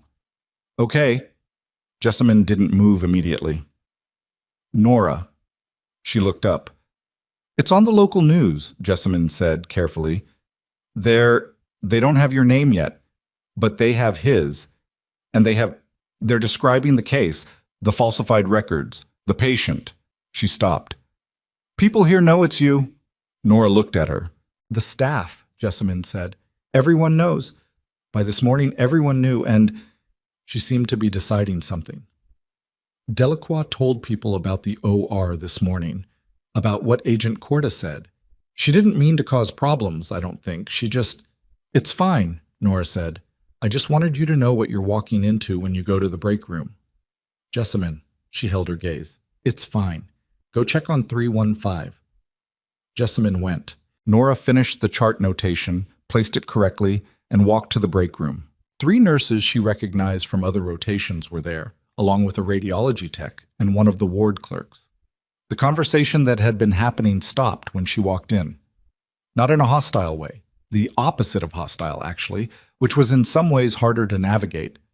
There was a quality in the room that she recognized from other contexts, other situations, other moments when she'd been in a position of having done something in front of witnesses and then having to exist afterward in the same space as those witnesses. "Morning," she said, going for the coffee. "Morning," said one of the nurses, a woman named Rita, who'd worked nights for 12 years and had the particular directness of someone who'd long since stopped filtering for social comfort. For what it's worth, most of us knew what he was doing. Not specifically, but we knew the type. Nora poured coffee. Most institutions have one. "Some have more than one," Rita said. We just had the one that we know of." The room had relaxed by a fraction. Not fully. There was still the awkwardness of people who weren't sure what the correct register was for a situation they didn't have a script for. But enough. 11 cases, the radiology tech said. He was young, maybe 24, and looked slightly stunned the way people look when information reorganizes a significant portion of their professional reality. Is that real? That's what they're saying. That's what's been referred for review, Nora said. Whether 11 is the final number, I don't know. I ran imaging for him, the tech said. For 4 years. I ran imaging for him and... He stopped, shook his head. Nora drank her coffee and didn't fill the silence. There wasn't anything useful she could add to it. She was back on the floor 20 minutes later when her phone buzzed. Unknown number, different from Carrick's. She answered, Ms. Voss. A woman's voice, clipped, professional, with the particular vocal quality of someone who was working from a list. This is Director Paulson's office, Wyoming State Medical Board. The director would like to speak with you at your earliest availability regarding the active investigation and your potential status as a brief pause. As a witness, and also as a licensed physician in the state. Would sometime today work? Tomorrow morning, Nora said, 9 a.m. We'll schedule that, thank you. She hung up and kept moving. The afternoon brought its own ordinary crises. The teenager's fever spiked and required reassessment, and a call to the attending, which resolved without drama but cost 2 hours. The hip replacement needed his wife talk through the physical therapy timeline because his wife had read something online that was wrong in ways that were going to cause problems, if not corrected. An admission came through from the ER, a 40-year-old woman with diabetic complications who needed the specific kind of careful attention that diabetic complications require, which was considerable. Nora worked through all of it with the focused, sometimes irritating patience of a person who is good at their job and knows that being good at it requires the same quality of attention on the unremarkable cases as on the dramatic ones. At 4:15, Pruitt appeared on the floor. He found her outside the diabetic patient's room and stood with his hands in his pockets and the expression of a man who had something to say and wasn't entirely sure how to calibrate it. "The banner's down," he said. She looked at him. "Outside. Hale's photo. We took it down this afternoon." He paused. "I want you to know that I..." He stopped, started again. "I handled Tuesday night the way I was supposed to handle it procedurally, and I think that was wrong. Not just technically wrong. Wrong." She considered him. "You were doing your job. My job put you on suspension for saving someone's life. Your job also meant you told me to get the imaging time-stamped in writing," she said. "Which you didn't say explicitly, but which is what you meant, and that timestamp is what made the rest of this possible." Pruitt looked at her. He seemed to be deciding whether to take this as absolution or whether it was simply true. "The board. Ashworth, she's going to want to talk to you about a formal role in the department, a senior clinical position." She mentioned it. "She means it seriously." "I know." Nora looked down the corridor. "Tell her I'll think about it." "That's all?" "That's all for now." Pruitt nodded. He seemed to want to say more and to have concluded that more wasn't the right amount. He left the way he'd come. At 6 p.m, coming off the floor with her bag over her shoulder and her badge in her pocket rather than on her shirt because the shift was done, she passed the nurse's station and found Jessamine still there. Technically off rotation, clearly having stayed because she didn't want to leave without knowing the ending of the day. "Go home," Nora said. "I will. Jessamine reached under the desk and produced a folded piece of paper. "This came up from the 3rd floor about an hour ago, from room 312. Well, they put him back in 312 after the recovery. He asked the floor nurse to bring it to you." Nora took the paper. She didn't unfold it in front of Jessamine. She took it out to the parking lot in the cold evening air and stood beside her car under a sky that had gone the color of old pewter and unfolded it. Handwriting she didn't recognize, done slowly by someone who was working around IV lines. Blocky, deliberate letters. It said, "Carrick told me about the 11 cases. I'm sorry you're carrying that. Not your weight to carry, but I know you will anyway. GW." And below that, in smaller letters, "They're offering you something. Take it or don't. But don't decide based on what happened this week. Decide based on what you want to be doing in 10 years. She read it twice. Then she folded it, put it in her jacket pocket, and got in her car. She sat there for a moment in the cold with the engine off and thought about what he'd written, about what she wanted to be doing in 10 years, a question she hadn't let herself sit with for a while, in the way that people avoid sitting with questions that don't have clear answers, because the absence of a clear answer in the present feels more manageable than the weight of an unclear future. She started the engine. She drove home through Denton Falls in the early dark, through streets that were going about their Thursday evening in the uncomplicated way of a city that didn't know or particularly care what had happened inside one of its buildings this week. She parked. She went inside. She ate something she didn't think about: eggs, toast, the default meal of the person who is hungry and not interested in cooking. And she sat at the kitchen table where she'd sat 3 nights ago in the dark, thinking about a scar and a tattoo and a man she didn't know yet. She thought about the 11 cases, not about her own case, not about the badge in her pocket or the conversation with Carrick or what Ashworth was going to propose. She thought about 11 other rooms, 11 other nights, 11 other patients whose charts had been written by a man who edited the truth to protect himself. And she thought about what that meant for those patients, who their records said had cared for them, and what they'd been told about their own care, and whether any of them had ever been in a position to know that the official story was different from what had actually happened. She thought about the residents, if there had been residents, about the nurses who might have done something right on those nights and never had it documented. Her phone rang at 8:47 p.m. "Carrick, I thought you'd want to know," he said without preamble. Hale made a statement to federal investigators this afternoon. Through counsel. He's declining to answer questions, which is his right, but the statement itself, a brief pause that carried something in it. His attorney submitted a written statement asserting that the chart entries on Tuesday night were not falsified, but reflected his good faith clinical interpretation of the events, and that any discrepancy between the entries and the monitoring data reflects the limitations of digital records rather than intentional misrepresentation. Nora was quiet. "He's going to fight it," she said. "His attorney is going to fight it." "Yes." Carrick's voice was even.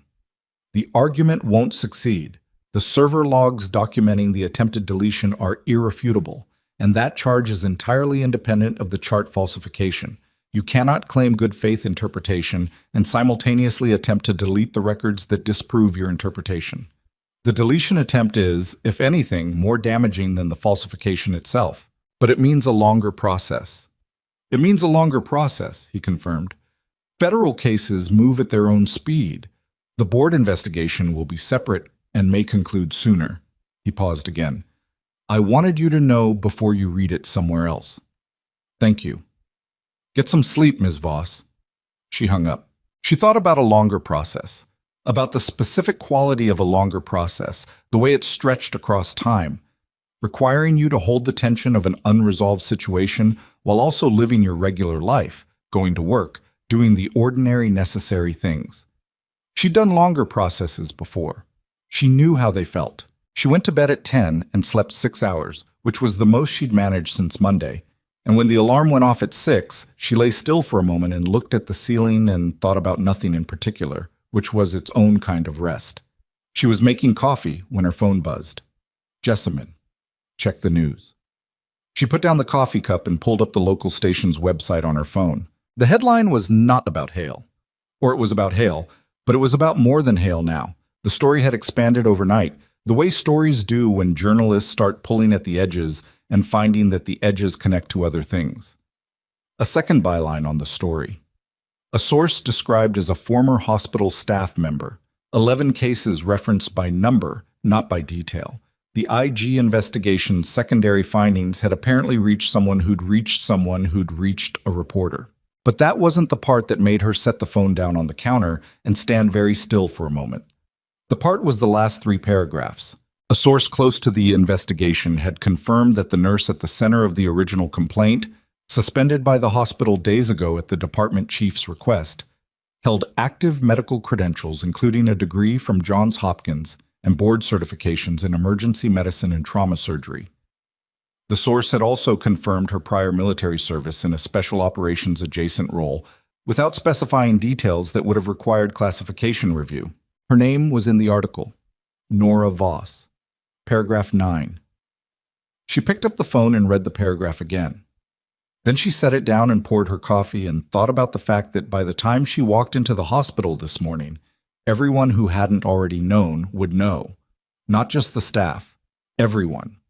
She drank her coffee. Then her phone rang again. Not Jessamine this time. Not Carrick. A number she recognized this time. The Wyoming State Medical Board. 6 hours before their scheduled 9 a.m. call. She answered. Ms. Voss? Director Paulson herself. Nora had spoken to her once, 2 years ago, during a license renewal query. She had the voice of a woman who ran a regulatory body and had done so long enough that the voice had taken on the institutional weight of the body itself. I apologize for the early hour. I've seen the news this morning, and I want to talk to you before the day gets ahead of us. I'm listening, Nora said. The board's investigation of Marcus Hale is proceeding. His license is suspended pending that investigation, which I expect you know. Paulson paused. What I'm calling about this morning is something separate. We received information yesterday evening from the IG's office, a secondary referral related to the broader review of Dr. Hale's case history. Another pause. We believe that 2 patients may have experienced adverse outcomes that were directly affected by falsified or incomplete chart entries. In one case, a patient received a treatment course that was based on an incorrect operative summary. In the second case, Paulson stopped. The pause was longer than her others. In the second case, she said, the patient died 8 months ago. The board is opening a separate investigation into whether the falsified records contributed to that outcome. Nora stood in her kitchen in the early morning with the coffee cup in her hand and felt the weight of that sentence move through her like a change in atmospheric pressure. A patient had died 8 months ago, and somewhere in a chart that Marcus Hale had written to protect himself, the true sequence of events had been buried under a version that served him instead. I see, she said, because there was nothing else to say. I'm telling you this, Paulson said carefully, because you're likely to be called as a witness in the board's proceedings. Your direct experience of Dr. Hale's conduct in a clinical setting is relevant, and because, she paused again, because I think you should understand the full scope of what you walked into on Tuesday night, not just what it meant for you, what it was already. Nora set the coffee cup down. Thank you for telling me, she said.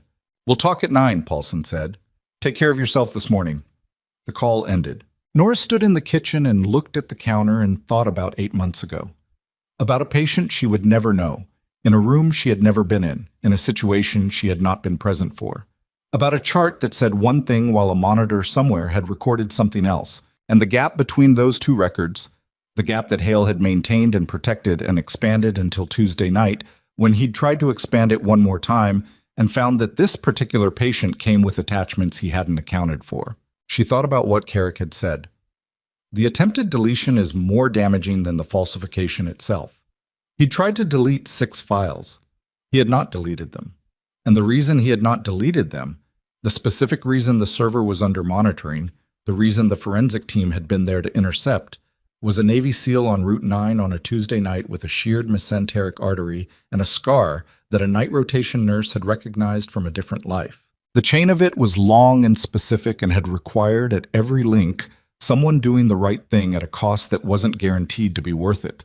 She thought about the patient 8 months ago, and she thought about that chain, and she understood, not comfortably, not cleanly, but completely, that the job she'd done on Tuesday night had mattered in ways that went in both directions through time. She picked up her badge from the counter. She clipped it on. She picked up her keys, and she was almost to the door when her phone buzzed one more time, not a call, a text, from Carrick's number. It said, Hale's attorney filed a motion this morning to have the IG investigation scope limited on national security grounds, claiming that the patient's identity creates a classified dimension that compromises his defense. She read it. Then, motion will be denied, but I want you to know it was filed. She stood at her door and read the message twice and understood what it meant. That Hale's legal strategy was shifting, that he or his attorney had found what they thought might be a structural vulnerability in the case against him, a thread related to Wills's identity and the classified nature of whatever operation had put him on that road, and they were pulling it to see if anything came loose. She thought about what would happen if something did come loose. She thought about the patient 8 months ago. She opened her door and walked out into the cold morning. Behind her, in a hospital across the city, in a file that Hale's attorney didn't know existed yet, that no one outside the IG's office and Admiral Carrick's team knew existed yet, There was a document that had been compiled over the last 48 hours from sources that Hale had no access to and no awareness of. It was not the telemetry. It was not the imaging. It was not any of the records from Harlow County General. It was a consolidated report from 3 separate hospitals in 2 states where Marcus Hale had held privileges before coming to Denton Falls. And what it showed, what it had been showing for 11 years across 3 institutions, in a pattern that had never been assembled into a single document until a federal investigation gave someone the authority and the reason to look, was not going to survive a motion to limit the IG's scope. It was going to end one. The motion was denied by 11 a.m. Nora learned this from Carrick in a text that arrived while she was on the phone with Director Paulson, which meant she was receiving 2 pieces of institutional information simultaneously and had to hold both of them with equal steadiness, which was manageable but required concentration. Paulson was walking her through the board's timeline for the expanded investigation, the 2 adverse outcome cases, the process for witness interviews, what Nora's participation would look like, and when. Carrick's text sat on her screen while she listened, and she read it in the pauses and processed it in the background the way you process things that are important but not urgent, which this wasn't anymore. The motion had been filed as a delay tactic and had been identified as one and had been dismissed accordingly. That chapter closed.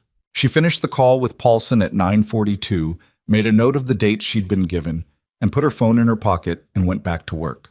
The floor was full. Friday mornings at Harlow County General had a specific character, the accumulation of a week's worth of cases pressing against the reality that weekend staffing was thinner and the rhythm of the building changed, more weight on fewer shoulders, the particular vigilance required when the institutional support structure was lighter. Nora moved through it with the attention it required and didn't spend the morning inside her own head, which was a choice and one that cost something but was also the right one, because the people on this floor didn't need a nurse who was managing a parallel internal narrative. They needed a nurse who was present. The teenager in 315, his name was Cody, she'd learned, 17 soccer player, the kind of kid who handled physical pain stoically and emotional stress by talking too much, had turned a corner overnight. His fever was down, his appetite had returned in the specific aggressive way of adolescent boys who'd been deprived of food for several days, and he was trying to negotiate an earlier discharge with anyone who'd engage him on the topic. 2 more days, she told him. I've been here 6 days already. You've been here 4 days, and your body has opinions about the appendectomy that it hasn't fully expressed yet. 2 more days. My mom keeps crying every time she looks at me. That's not a medical problem. That's a mom problem. 2 days, Cody. He slumped back against his pillow with the theatrical suffering of a 17-year-old who knew he wasn't going to win this and had decided to register his objection anyway. His mother, sitting in the corner chair, caught Nora's eye over his head and mouthed "thank you" with the exhausted gratitude of a woman who had been in a hospital room for 4 days and needed someone else to be the wall for a few minutes. Nora moved on. She was reviewing this diabetic patient's morning labs when Jessamine appeared at her elbow. "He's asking for you," Jessamine said. Nora didn't look up from the chart. "Wills. Room 312. The floor nurse said he's been asking since 7. His drain output this morning?" Jessamine handed her a secondary chart sheet without being asked. "Decreasing, appropriate for post-op day 3 on the second procedure." Nora reviewed the numbers. "Fever? 99.1, down from yesterday's 103. Okay." She handed the chart back and finished her notation. "I'll go when I finish these labs." She finished the labs and signed off on the diabetic patient's adjusted insulin protocol and walked down the corridor to 312 at 10:23. Wills was sitting up at 45 degrees, which was more than the 30 he'd been managing yesterday, and the improvement in his color was visible, still not right, still carrying the specific pallor of someone whose body was spending most of its resources on healing rather than appearance, but no longer the wax pale of a man who'd been in serious danger. The IV was in his left arm. The new drainage lines were taped securely, and he was, she noticed, leaving them alone. "Good morning," she said. "Morning." His voice was less wrecked. 3 days of hydration and rest had done some of the work that rest was supposed to do. She pulled the chair closer and sat down. "Drain output is down. Fever dropped 2 points overnight. You ate breakfast?" "Something they called oatmeal." "Did you eat it?" "Most of it." "Good." She looked at the drainage lines, the IV site, the color of his skin, conducting an assessment the way she always did, not as a formality, but as the actual business of finding out how someone was doing. "You asked for me 3 times this morning." "Twice," he said. "The third time was Carrick checking in, and I mentioned your name as context, not as a request." She looked at him. "You read the news," he said. "I did. The story about the consolidated report from the other hospitals? That's going to break today." He said it without drama, as information that was relevant and that she should have. Carrick's office didn't release it, but someone on the IG team has a relationship with the journalist, and the timeline matched up. It'll be out by afternoon. She absorbed this. 11 years, at least. 3 hospitals. He paused. They found a pattern going back to his residency. Incomplete documentation, credit reassignment, a discrepancy in a surgical outcome that was reviewed and closed at the time, but looks different in context. He looked at her directly. This wasn't about Tuesday night. Tuesday night was when someone finally had the mechanism to look. She thought about what Paulson had said. "I think you should understand the full scope of what you walked into." "The patient who died," she said. Something in his face shifted, not dramatically, just a settling, a recognition that she'd gone to the hardest part of it, rather than staying with the easier pieces. 53 years old, post-surgical complications that the chart attributed to a pre-existing condition. The IG's medical reviewer looked at the original OR record and found that the complication was consistent with an error that occurred during the procedure, an error that Hale's notes didn't document. Did anyone raise it at the time? A resident. Wills's voice was even, but the evenness had weight in it. A second-year resident flagged an inconsistency in the chart to the attending of record, which was Hale. Hale reviewed it and signed off on the existing documentation and told the resident her read was incorrect. He paused. She left that hospital 8 months later, transferred to a program in Oregon. Her transfer record includes a note about difficulty adjusting to the institutional culture. Nora sat with this for a moment. A 20-something resident, 2 years into a medical career, who had seen something wrong and said so and been told she was incorrect and had gone somewhere else, who had done what you were supposed to do and absorbed the consequences of doing it and moved on because the alternative was to keep fighting a system that had already told her how much her objection was worth. "What happened to her?" she said. "She's a surgical attending in Portland now." His voice carried something, not quite warmth, not exactly, but something adjacent. "She was contacted by the IG's office 3 days ago. She remembered the case. She remembered the chart. She still has her original notes from the flagged inconsistency." Nora looked at him. "She kept them," she said. 8 years, he said. "She kept them for 8 years. The room was quiet for a moment. The specific quiet of 2 people sitting with a piece of information that was heavy and also, in its way, something else. A 20-something resident who had known something was wrong and had written it down and kept the paper for 8 years in case anyone ever needed to know. That was not a comfortable story. It was a true one, which was different. "Get some sleep this afternoon," Nora said. She stood. "Your body is still doing significant work even when you're lying still." "Voss." He said her name the same way he always did, as a full stop, as a request for one more moment of attention. She stopped. "What are you going to do after this settles?" She looked at him. "I'm going to work my shift. After that, I'm going to go home and probably eat eggs again because I haven't been to the grocery store since Monday." She picked up her stethoscope. "Ask me in 6 months." He looked at her with those steady eyes. "Ashworth's offer. I told her I'd think about it. That's not an answer. It's the answer I have right now." She moved toward the door. "Stop pulling at your IV when you shift positions. I can see you doing it." She left before he could respond, which was a pattern she was aware of and not particularly inclined to change. The consolidated report broke at 2:17 p.m. She was in the break room when Jessamine found her, and Jessamine's face carried the expression of someone delivering news that was significant and complicated in equal measure. Not good news, not bad news, but the kind of news that redraws the landscape of something you thought you understood. The story was thorough. The journalist had done the work.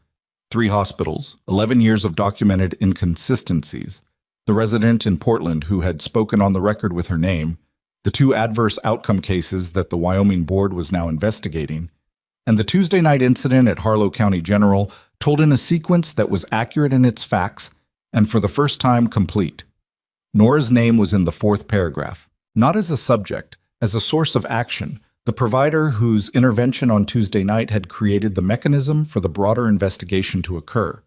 The article didn't sensationalize it. It stated it factually, which was the right approach, and also the more unsettling one, because facts stated plainly have a different weight than facts stated dramatically.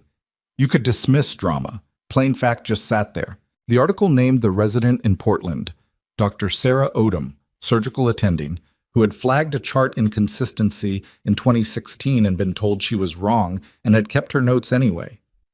Nora read that paragraph 3 times. "It's going everywhere," Jessamine said, leaning over her shoulder to look at the screen. "Not just local. The Wire picked it up." Nora put her phone face down on the break room table. "How's the floor?" Jessamine straightened. "Stable. Nothing urgent." "Good." She picked up her coffee. "Let me know if that changes." The afternoon moved. Cases came and went.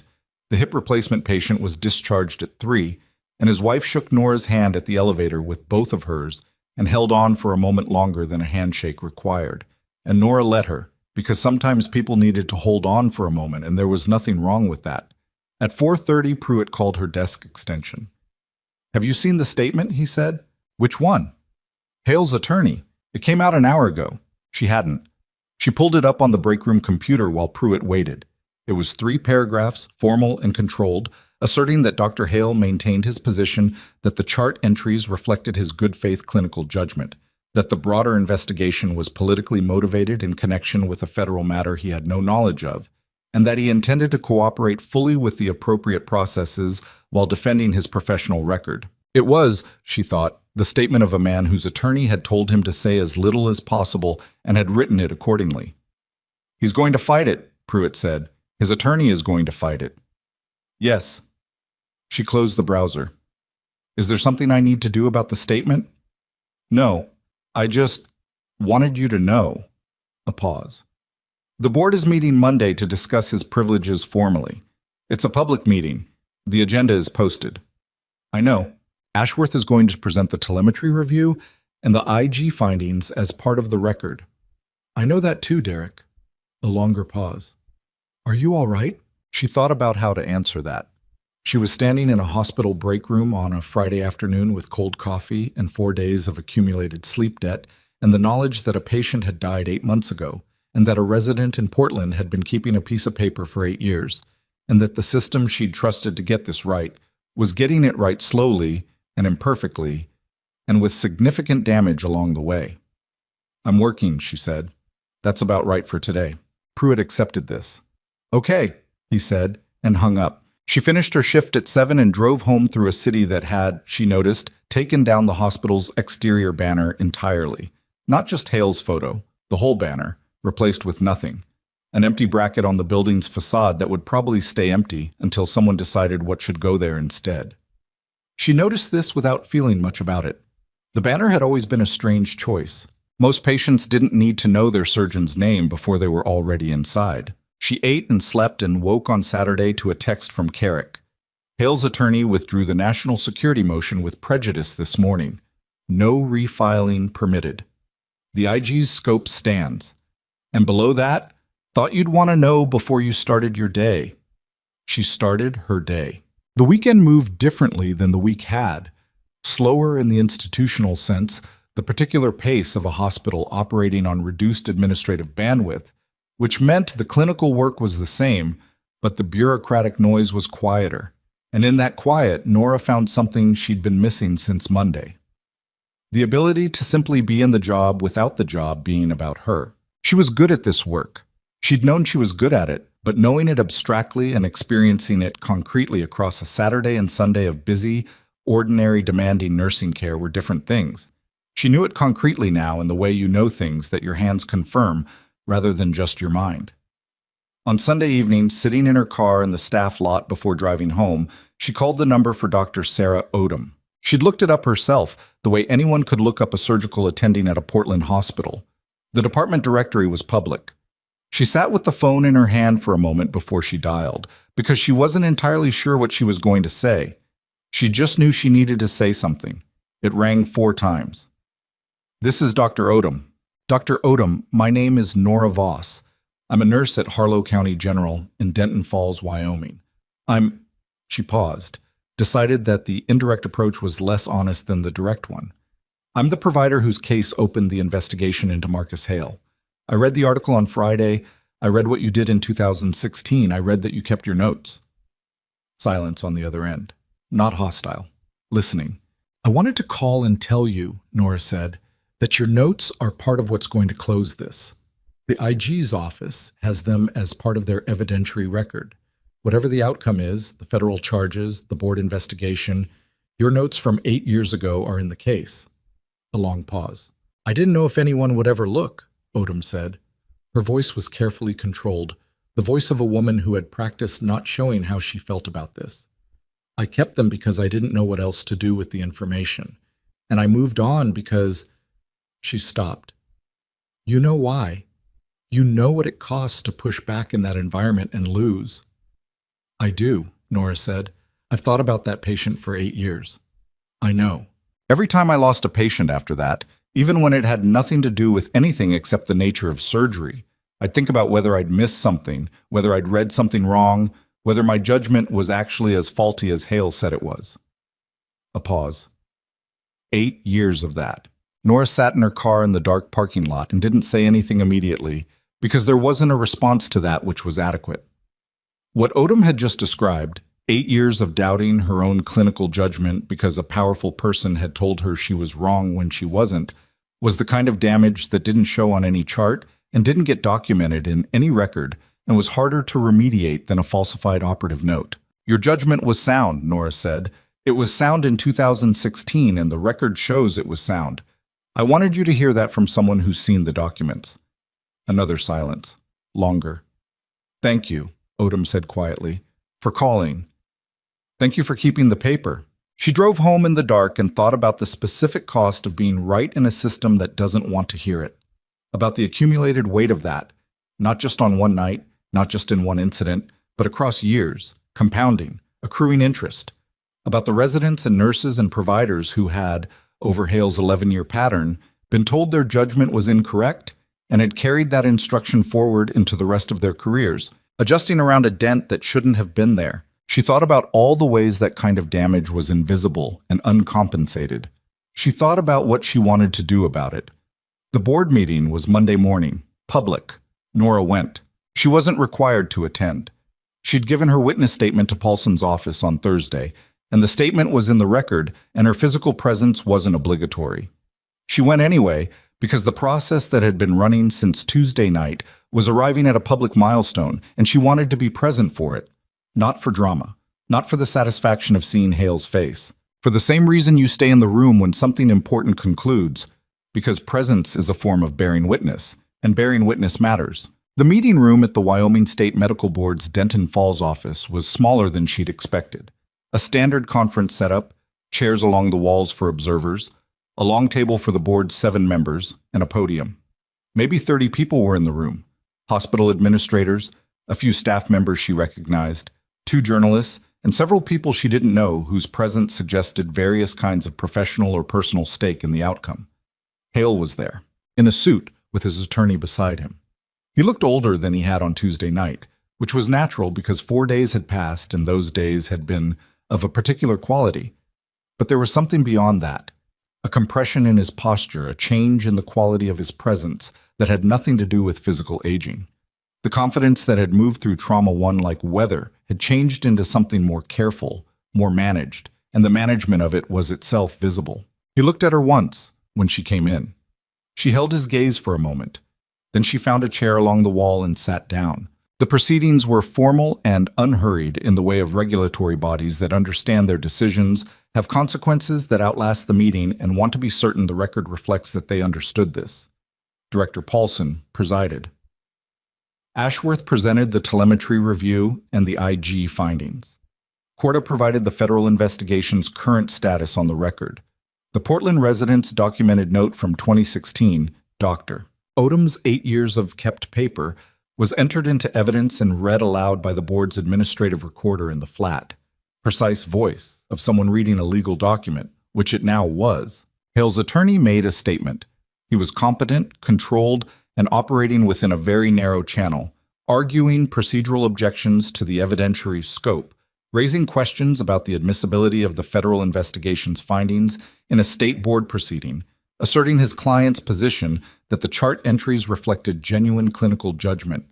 He said nothing that hadn't already been anticipated and addressed, which was visible in the faces of the board members, who listened with the attentiveness of people who had done their preparation and were now confirming that the arguments they'd expected to hear were in fact the arguments being made. It took 4 hours.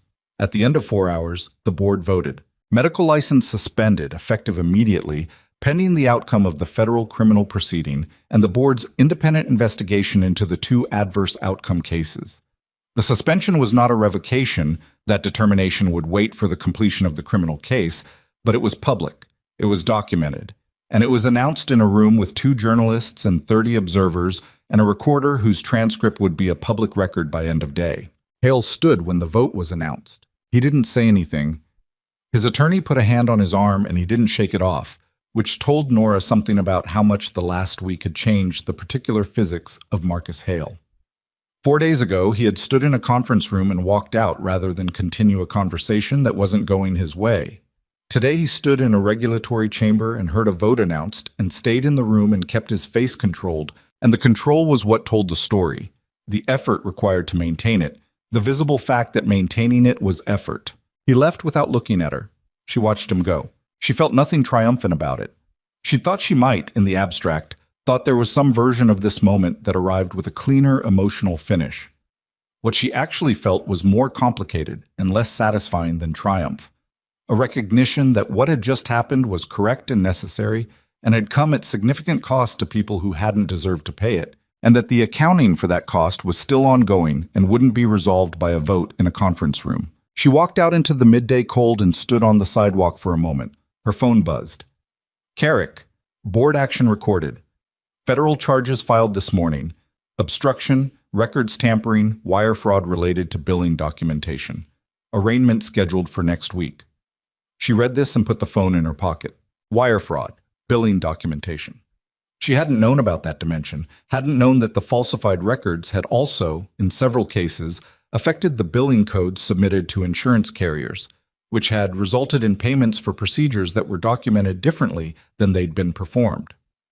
That added a financial crime to the clinical ones, which meant the federal case was considerably more robust than she'd realized, which meant the attorney's strategy of delay and procedural objection had a narrower runway than he'd probably told his client. She walked to her car. She sat in it for a moment without starting the engine, looking at the street, at the ordinary Monday midday traffic of a mid-sized Wyoming city going about its business. She thought about the fact that she'd been suspended from this city's hospital 6 days ago for saving a man's life. She thought about what had moved between then and now. The process, the people, the specific chain of actions and documents and kept papers and time-stamped images that had produced this morning's outcome. She started the engine. She drove to the hospital. Not because she was scheduled, she wasn't, it was her day off, but because Wills was still in 312 and his discharge was being discussed for Wednesday, and she hadn't looked at his most recent labs, and also because there was something she needed to say that she hadn't said yet. The floor was quiet in the midday way. Jessamine was off. The nurse covering the floor was a man named Devereaux, efficient and competent, who glanced at her badge when she came in and went back to his chart without comment. She knocked on 312 and went in. Wills was sitting up at nearly 60 degrees now, which was progress, and he was reading something on a phone. The burner was gone, she noticed, replaced with what appeared to be a regular device, which probably meant the security calculus had changed. He looked up when she came in, and his face did the specific thing it did when she entered a room, that immediate orientation, that updating.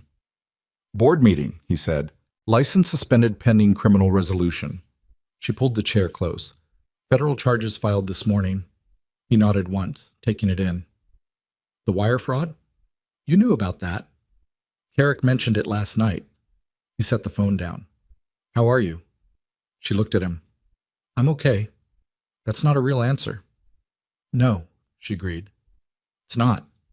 She looked at the window, at the October sky outside it. I called the resident in Portland last night, the one who kept her notes. Something moved in his face. She spent 8 years doubting her own judgment, Nora said, because he told her she was wrong. 8 years of second-guessing herself every time she lost a patient, wondering if she was actually as bad as he said. She paused. She's a surgical attending now, probably a good one, but she's carrying that. That's not going to show up in any of the case documents. Wills was quiet. I know, he said. There's no legal remedy for it. No. She looked back at him. How many people like her are there? Across 11 years, 3 hospitals. He held her gaze steadily. The IG team is trying to identify them. Not all of them will be findable. Some of them left medicine. He paused. Some of them changed what they were willing to say out loud, which is the harder damage to trace. She sat with this. It was the part that didn't resolve, the damage that was real and unmeasurable and couldn't be addressed by a board vote or a federal indictment. The accumulated silence of people who had learned, through a specific and personal lesson, that their clinical judgment was contestable in ways that had nothing to do with whether they were right. Ashworth wants to meet with you Wednesday, Will said. I know. Are you going to go? I said I'd think about it. That was last week. He looked at her with those direct eyes that didn't let you put things aside without at least acknowledging they existed. What do you actually want? She looked at the window. What did she want? She'd been asking herself this in the margins of the last several days without letting herself sit with it fully, because the immediate situation had always provided a reason to defer the question. The immediate situation was no longer providing that reason. She thought about Tuesday night, about walking into a trauma bay and seeing a scar she recognized and making a rapid, correct assessment that no one in the room believed, about stepping back and watching a man she knew was wrong proceed anyway, because the structure of the room said he got to decide and she didn't. She thought about Sarah Odom in 2016, with her flag chart and her notes, being told she was incorrect. She thought about the 11 cases and the 11 years and the way a system could sustain a pattern like that if the people inside it learned that the cost of objecting exceeded the cost of silence. I want to change the ratio, she said. Wills looked at her. Of people who say something versus people who don't. I want it to go the other way. She looked at her hands. Ashworth's offer, senior clinical position, whatever she has in mind, if it comes with actual structural authority, not ceremonial, not a title without power to change how this department functions. She looked at him. Then I'll take it. He was quiet for a moment. That's a real answer, he said. You asked for one. He almost smiled.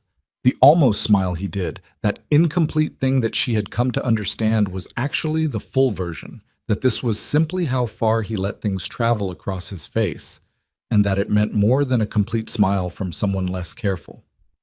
When do I get out of here? He said. Wednesday, if your drain output keeps dropping. She stood. Don't rush it. I've been in this room for 6 days. You've been in this room recovering from 2 separate abdominal procedures. That's different from just being in a room. She picked up her jacket. The food is terrible, but the monitoring is good. Use the monitoring. Voss? She stopped.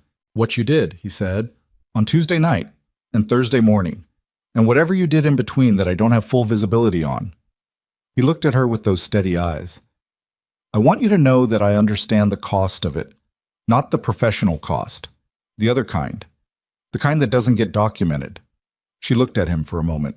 She thought about 4 days of interrupted sleep, about the granola bar she hadn't tasted in a break room at 3 a.m., about standing in a parking lot in the cold and reading a text message about wire fraud, about calling a stranger in Portland and hearing 8 years of kept doubt in the silence before the woman spoke. Go to sleep, she said. She left the room. She was in the elevator when she let herself feel it, just for the length of 1 floor, just for the 30 seconds it took the elevator to descend. She let the accumulated weight of the last 6 days have the space it had been requesting. Not dramatically. Not in the way of things that collapse when you stop holding them. More like the particular release of a muscle you've been holding contracted for a long time. That involuntary ease when the effort is no longer necessary. The elevator opened. She walked out into the lobby and stopped. There was a woman at the admissions desk, maybe 30, with a child on her hip and a look in her eyes that Nora recognized. The specific look of a person who is in a medical building because something is wrong and who does not yet know if the wrongness is manageable or catastrophic. The child was maybe 2, had a slight fever flush, was leaning against the woman's shoulder with the boneless trust of very small people who outsource the management of their fear to the adults holding them. The woman was at the wrong desk. Admissions couldn't help with a sick child at this speed. She needed to be at the urgent care window on the other side of the lobby. Nora walked over. "The urgent care registration is that window," she said, pointing. "They'll get you in faster. Is she breathing okay?" The woman looked at her. The child looked at her with large, glassy eyes. "She has a fever. It came up fast." "Urgent care window. Tell them it came up fast and she's 2. They'll move quickly." She paused. "You're in the right building. She's going to be fine." The woman looked at her, really looked at her, with the gratitude that is so total it barely looks like gratitude, that looks instead like simple relief, the specific relief of someone who has been managing alone and has just briefly not had to.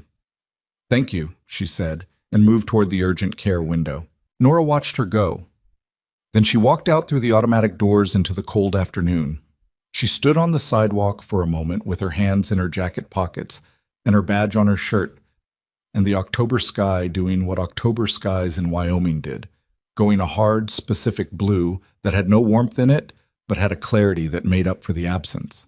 The kind of sky that didn't comfort you, but didn't pretend to be something it wasn't. She'd been in this building 6 days ago at midnight with her hands inside a stranger's abdomen and a blood pressure reading that said she had minutes. She'd been suspended from this building 5 days ago for doing something correct. She'd walked back through these same automatic doors, which still stuck slightly in the cold, with her badge returned and a federal investigation running, and a board vote concluded and a surgeon's license suspended, and a resident in Portland whose 8 years of doubt had finally been told they were founded, not faulty. None of it was clean. None of it had landed the way it would in a story told by someone who wanted the ending to feel simple. The 11 years were still 11 years. The patient who died 8 months ago was still dead.